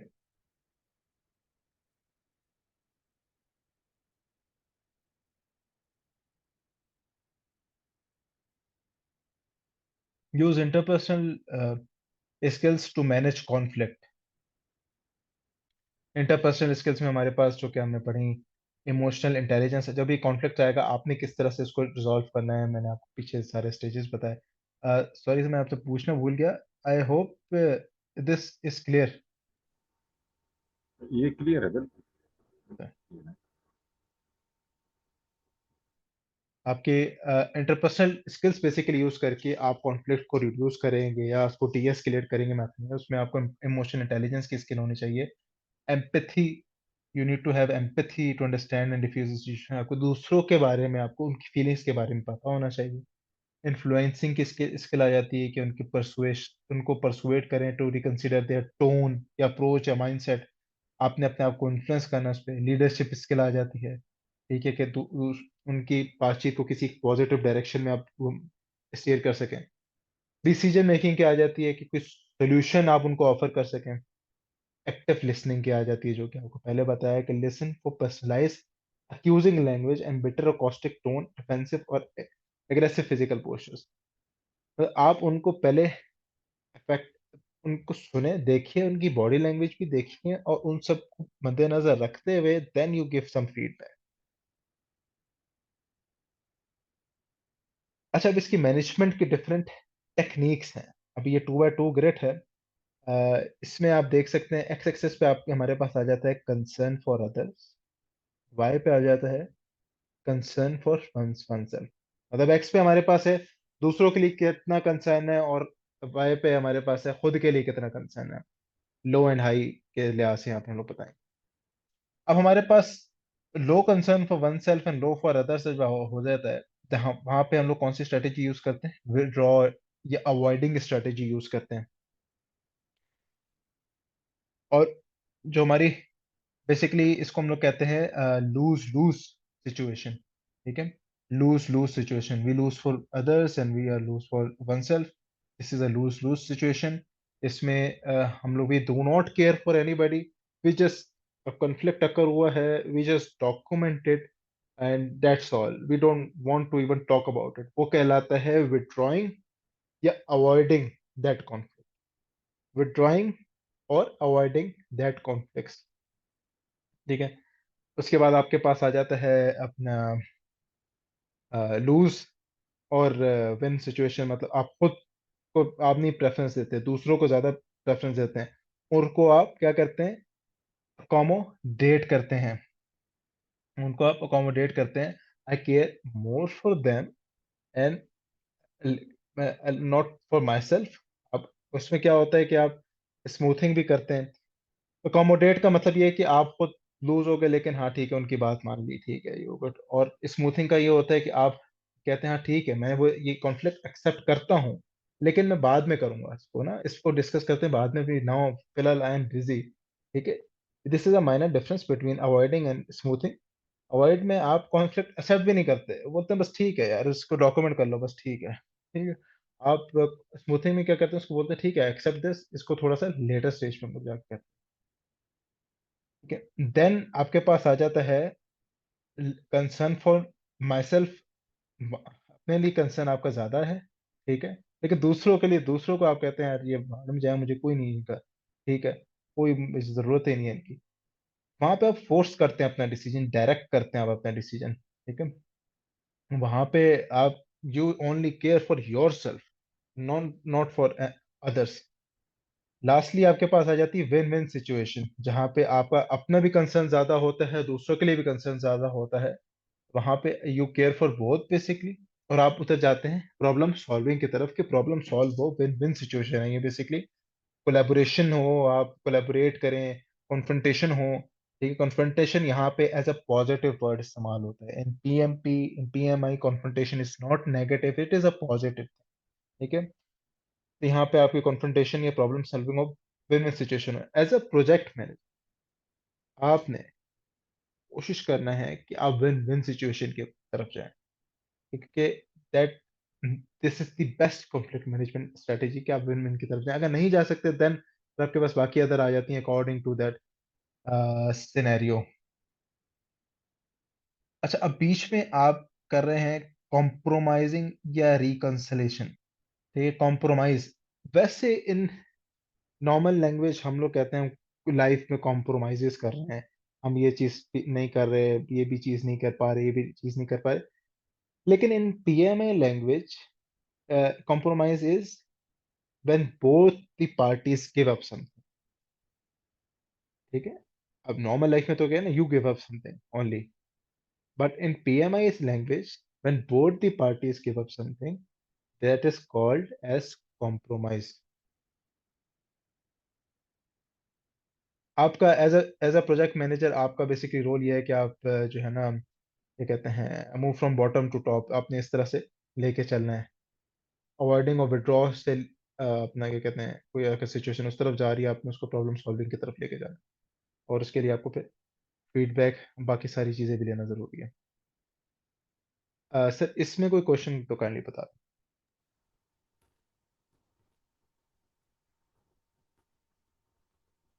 Now,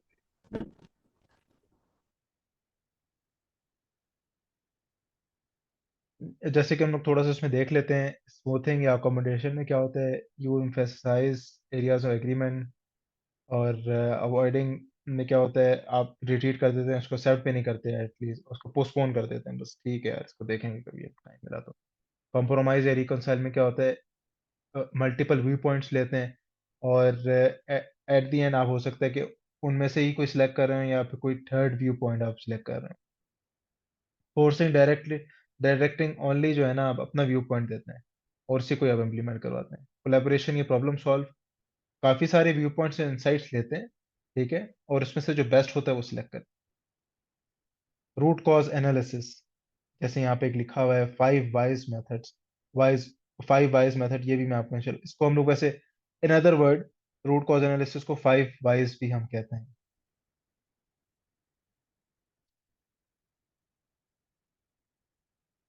support performance optimise communication, इसमें बेसिकली ये बताया हुआ है कि आप अपनी कम्युनिकेशन को ऑप्टिमाइज करें। आप जब भी अपनी टीम की इम्प्रूवमेंट के लिए डिफरेंट तरीके देखें, आप रेट्रोस्पेक्टिव्स, जैसे हमने कि एजाइल में स्क्रम में पढ़ा था, रेट्रोस्पेक्टिव्स थे जिनको हम लेसन्स लर्न मीटिंग्स कहते हैं।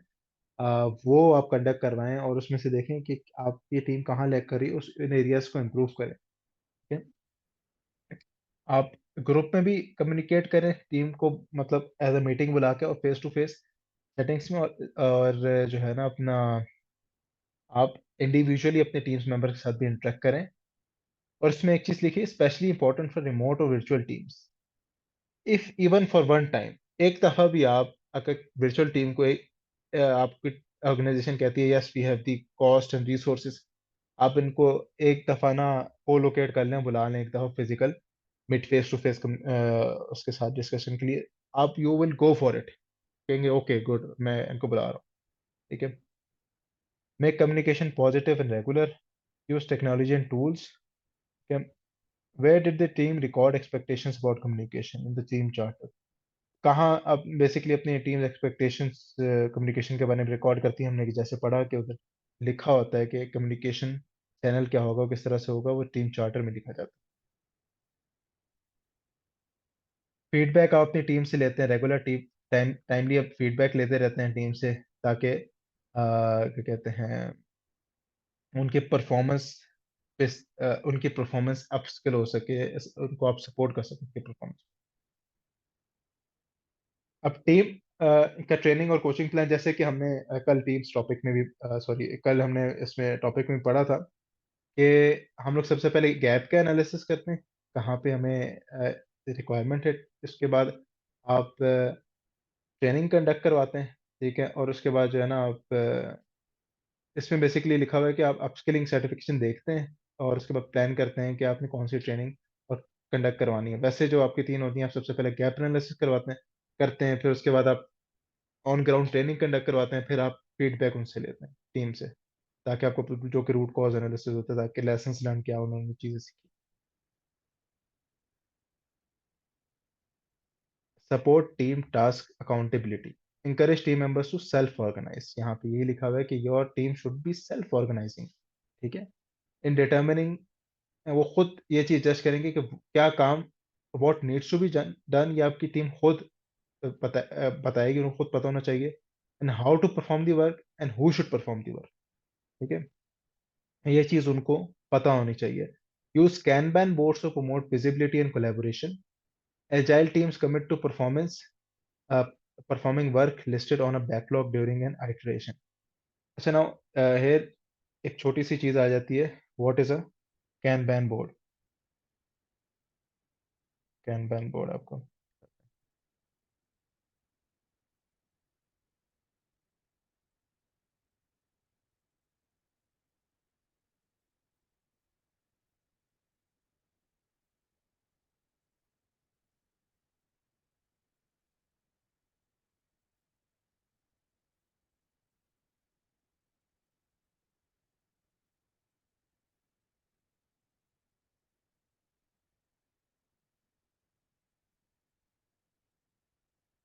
Now this is a simple kanban board, जो कि आपको प्रोग्रेस बताता है कि आपके प्रोजेक्ट की क्या प्रोग्रेस है। ये आपको अगर स्क्रीन नज़र आ रही हो तो इसमें आप देख सकते हैं कि इसमें सिंपल यस सिंपल यहाँ पे टू डू होता है, इन प्रोग्रेस और डन। ठीक है, मतलब फॉर एग्जांपल टू डू में मेरे पास कोई भी है वर्क, वर्क ए है, ठीक है, वर्क बी है, ठीक है, और जो है ना इन प्रोग्रेस मेरे पास वर्क डी है, वर्क एफ है, ठीक है, और डन में मेरे पास जो है ना वर्क एक्स है। ठीक है, तो आपका होगा क्या कि इसमें पहले से प्री डिफाइंड आपकी लिमिट्स होती हैं कि टू डू में आप एक टाइम पे कितने काम रख सकते हैं, इन प्रोग्रेस में कितना काम रख सकते हैं, और डन में, डन तो खैर उसमें तो आपको जितने भी होना, जितने ज्यादा काम आपके हो सकते हैं, इवन आप उसको भी डिसाइड कर सकते हैं कि मैं एक टाइम पे कितने काम को कितने वर्क्स को, कितने टास्क को कंप्लीट कर सकता हूँ। तो दैट इज अ कैनबैन बोर्ड। ठीक है, it is also known as one of the information radiator, जो कि हमने कल कम्युनिकेशन उसमें पढ़ा था। It is also one of the information radiator. अब ये जो लिमिट सेट की हुई होती हैं यहाँ पे कि यार फॉर एग्जांपल टू डू में मैं दो टास्क कर सकता हूँ, इन प्रोग्रेस में भी एक टाइम पे दो टास्क कर सकता हूँ, डन में भी मैं एक टास्क एक टाइम पे मैं अकोमोडेट कर सकता हूँ, for example that is known as work in progress limit. ठीक है, जिसको हम कहते हैं फिफ्थ लिमिट।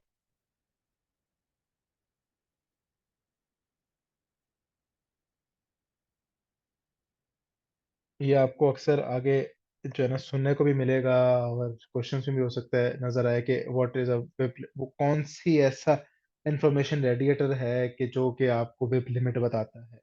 ठीक है, that is basically can ban board. अब इसमें क्या होता है, आपको साफ साफ ना चीजों का पता चल रहा होता है कि मेरी टीम कहाँ अटक रही है।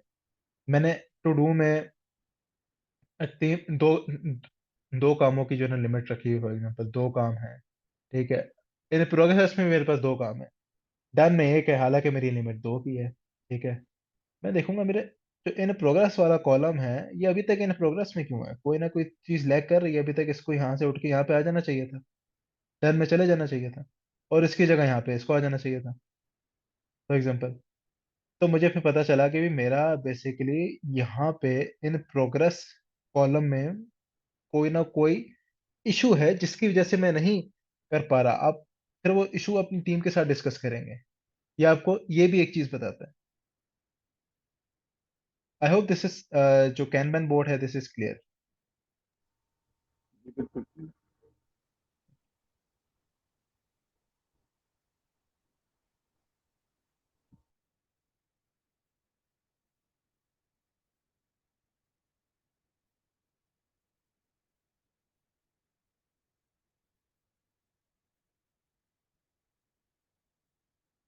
इसमें नॉलेज मैनेजमेंट का आ जाता है कि आपने एक्सप्लिसिट नॉलेज जो है, आपने वो भी आपने किसी ना किसी डॉक्यूमेंट फॉर्म में लिखनी है, और जो अपने टेसिट नॉलेज है, जो कि आपके एक्सपीरियंस से आती है, जो कि हमने पहले डिस्कस किया था, वो आपने इंडिविजुअल्स को देनी है, उनको सिखानी है, उनको उनके साथ कोलैबोरेट करना है, उनको देनी है एक्सप्लिसिट नॉलेज भी अपनी। Treat knowledge as an asset to the team and organisation. तभी हम लोग नॉलेज मैनेजमेंट भी यूज करते हैं, ताकि हम लोग उस नॉलेज को डॉक्यूमेंट कर सकें, ताकि इन द फ्यूचर किसी भी टीम के लिए, हमारी टीम के लिए या ऑर्गेनाइजेशन के लिए एक एसेट बन सके। इनकॉर्पोरेट नॉलेज ट्रांसफर की अपॉर्चुनिटीज आपको भी मतलब एक दूसरे में नॉलेज ट्रांसफर की आपको अपॉर्चुनिटीज को अवेल करना चाहिए, लाइक नेटवर्किंग। ठीक है, स्पेशल इंटरेस्ट ग्रुप्स होते हैं जो कि अपना जिनका एक नीचे किसी टॉपिक में इंटरेस्ट है, आप उन कम्युनिटीज या उनके पास भी जाके वो नॉलेज ट्रांसफर की अपॉर्चुनिटी अवेल कर सकते हैं। ट्रेनिंग के जरिए वर्क जॉब शेडोइंग हमने कल डिस्कस किया, जैसे कि मीटिंग, सेमिनार इन पर्सन या वर्चुअल इवेंट्स पे। नॉलेज मैनेजमेंट के बेसिकली 3 लेवल्स होते हैं, आपने बताया। एक इंडिविजुअल होता है, दूसरा प्रोजेक्ट की नॉलेज, देन ऑर्गेनाइजेशन की। इंडिविजुअल में होता है what do team members need to know to perform project work. ठीक है, जिसमें आपके पास आ जाता है ना कि आपकी टेक्निकल नॉलेज और बाकी सारी नॉलेज आ जाती है। Acquire knowledge required knowledge through research in collaboration with other teams. ठीक है, इंडिविजुअल में आपके पास जो आपको प्रोजेक्ट के लिए हर इंडिविजुअल को स्पेसिफिक स्किल सेट चाहिए या उनको नॉलेज चाहिए, वो आ जाती है। प्रोजेक्ट में what's required to achieve project goals. ठीक है, transfer knowledge from other projects and consultant project management office. Project को क्या ऐसी नॉलेज चाहिए, प्रोजेक्ट में क्या ऐसी नॉलेज डेटाबेस होनी चाहिए कि जो कि उसके गोल्स अचीव करने में आपके लिए हेल्पफुल हो, वो आप क्या करेंगे। आप पिछले जो भी प्रोजेक्ट्स हुए हैं उनमें से जो सिमिलर प्रोजेक्ट्स होंगे उससे वो आप उठा सकते हैं। आप अपने पीएमओ जो है, आपका प्रोजेक्ट मैनेजमेंट जो ऑफिस है, जैसे कि हमने पढ़ा था फंडामेंटल्स में, आप उससे कंसल्ट कर सकते हैं, उससे पूछ सकते हैं मुझे बताओ प्रोजेक्ट के लिए क्या मैनेजमेंट डेटाबेस होगी हमारी। इसके बाद लास्टली आपके पास ऑर्गेनाइजेशन हो जाती है, मतलब आपने प्रोग्राम्स या पोर्टफोलियोज को मैनेज करने के लिए क्या आपको नॉलेज चाहिए।